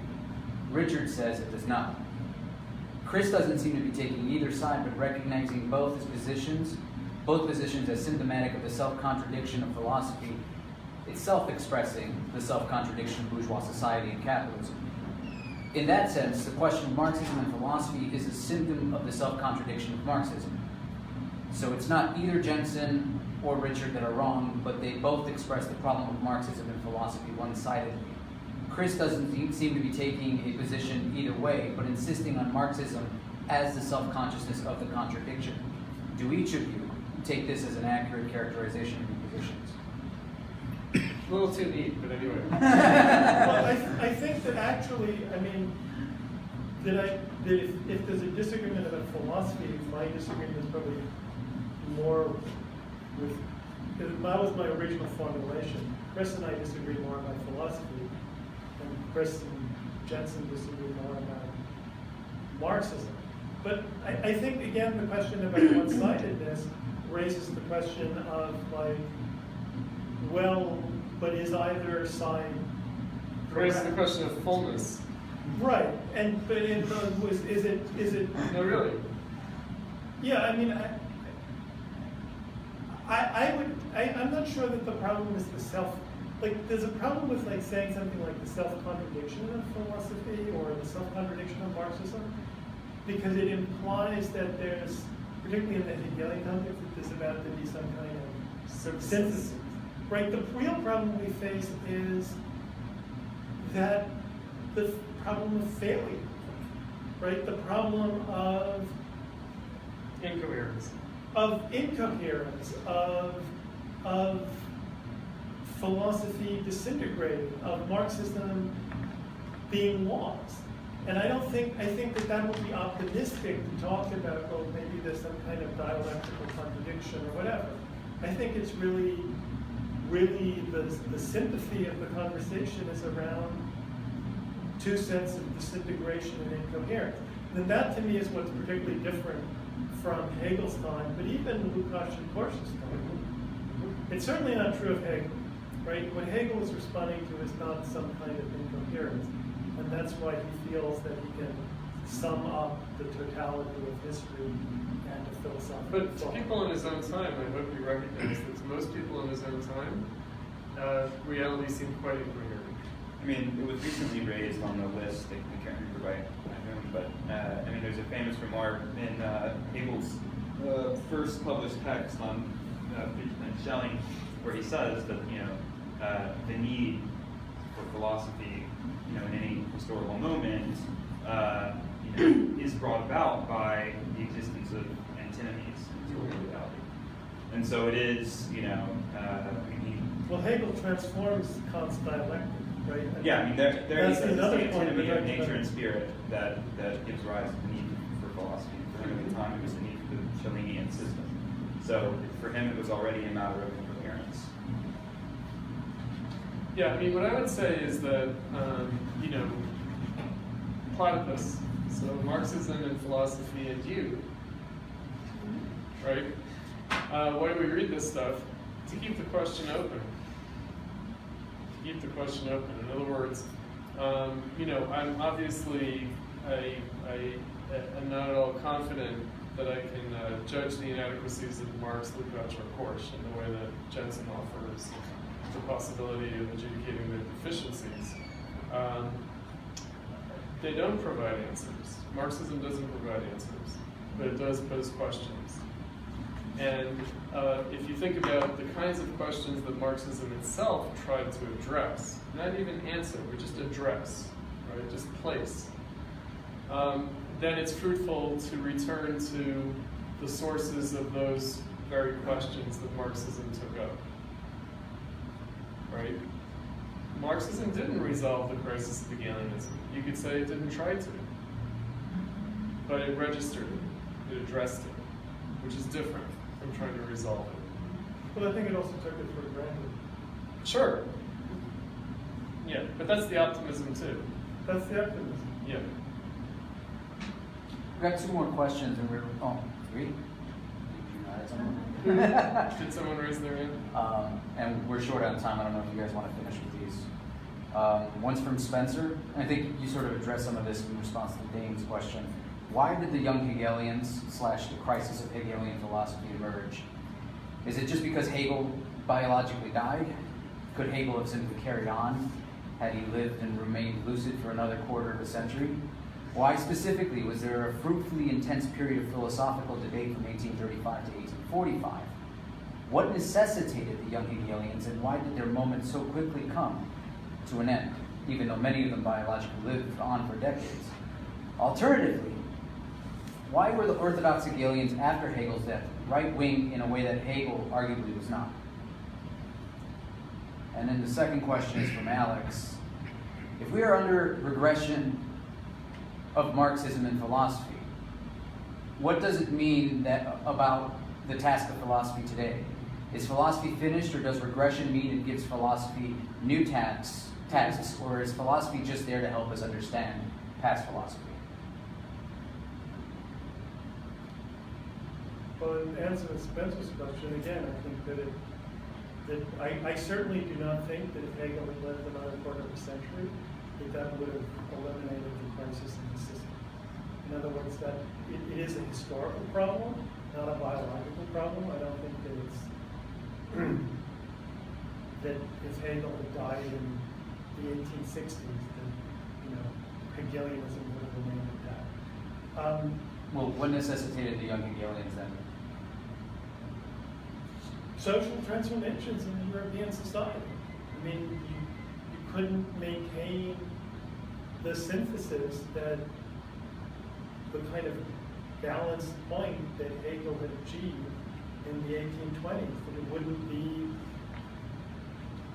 continue, it wouldn't be convincing. It's like, you have something that's like really, really finely balanced. And it's at some point it's just gonna tip over because there's some like movement, right? I don't think that there was anyone who could have for a long time after Hegel continued the same synthesis that both socially, externally, and internally in terms of the system, that people would have taken different parts of it and would have flown apart. I mean, that's my reading. Well, and Hegel himself, I mean, he says in the preface to the Philosophy of Right, the famous line that the Alvin nerve always is fight thus. I mean, that implies, Pippin points this out somewhere, that, if Hegel really believes that, then his own account of, It's late. is late. But I think Hegel thought that he was at the end of something. So I think Yeah, the end of the process, yeah. he thought that he had summed it up, and maybe that would be the end of philosophy. Really, the end of philosophy turned out to be more complicated because after he died, Hegelianism fractured, and there were many different reactions to it. I mean, you could make the claim, this is Korsch's claim, that philosophy is completed with Hegel because Hegel's living through the completion of the revolt of the third estate. Right, and I think that leaving aside the second part of that, the revolt of the third estate, I think that is the way Hegel saw himself as Right. a philosopher. Right. But I think that clearly in terms of if you see anything that's happened in the last couple of hundred years as part of the history of philosophy, that's not an adequate answer for us to give. Well, you could say that everything that came after Hegel tries to deny that something had been completed. I don't think so. I mean, I think they're different responses. I mean, Kierkegaard, Nietzsche, they both dispute the characterization of the historical moment. Or they dispute the And Marx, in another way, disputes the... But I think what they actually dispute is not the historical moment. the relationship of philosophy and history. Well, right, the Which is a different problem. characterization of the historical moment. In They other might words- all have the same historical moment in view, but they characterize it differently. They characterize it differently, but they also, what they dispute with Hegel is the relationship of philosophy and history. I think they dispute the bourgeois character. In other words, that what Hegel saw as a completion, Marx sees as a completion in a different sense. In other words, not an achievement, but a kind of crisis point. In other words, you see that it goes to the question of capitalism. Is capitalism the perfection of bourgeois social relations, or the negation of them? Right? The idea that it would be both, right? Because that's why you get people saying Marx is a liberal, and he's just the incomplete project of liberalism, which a lot of readings of Marx do that. It's like De Cauer and it's a bunch of people. Or you could say that he's the negation of liberalism, rejection of liberalism. That he's exposing its material rotten foundations. Bourgeois society came into existence covered in filth and blood. Right? Yeah, but There for are Marx, enough lines for those Marx. two different aspects would not have been the problem. Yeah. And the fact that those are the problem is a retrospective problem for the early 21st century. It has very little to do, I think, with I think it already appeared in the era of Marxism itself. I think that already at the end of the 19th century, that problem was already manifest. I don't think it had to wait this long. I don't think it had to wait until postmodernism, essentially, Heidegger. I don't think it had to wait that long. I think it's already apparent. And that's why Nietzsche is there. And like I said, Kierkegaard earlier. And so, yeah, I wouldn't, again, it's sort of, if there's an insoluble problem, we have to attend to its insolubility. Rather than just say, well, one shouldn't try to encompass philosophy in this comprehensive way. Or reject entirely a relationship between philosophy and politics. When I speak about the question of the relationship between philosophy and politics, I'm not rejecting it at a theoretical level, but what I'm saying is that the examples usually given about why philosophy is necessary for doing politics by Marxists or supposed Marxists are usually bogus. And Oh yes. And- yes. In other words, that somehow philosophical correctness will save you from political error. right, and that a narrow linkage of philosophy and politics has been bad. It's had bad effects. So that's my main argument about philosophy and politics. Part of my I also point- think that if there ever is a socialist revolution, the vast majority of the people who participate in the socialist revolution will probably do so, certainly without any clear philosophical Yes. conception, Yes. and probably with only a vague conception of what socialism is. Yes. Right? That's true. All right, so perhaps on that note, Okay.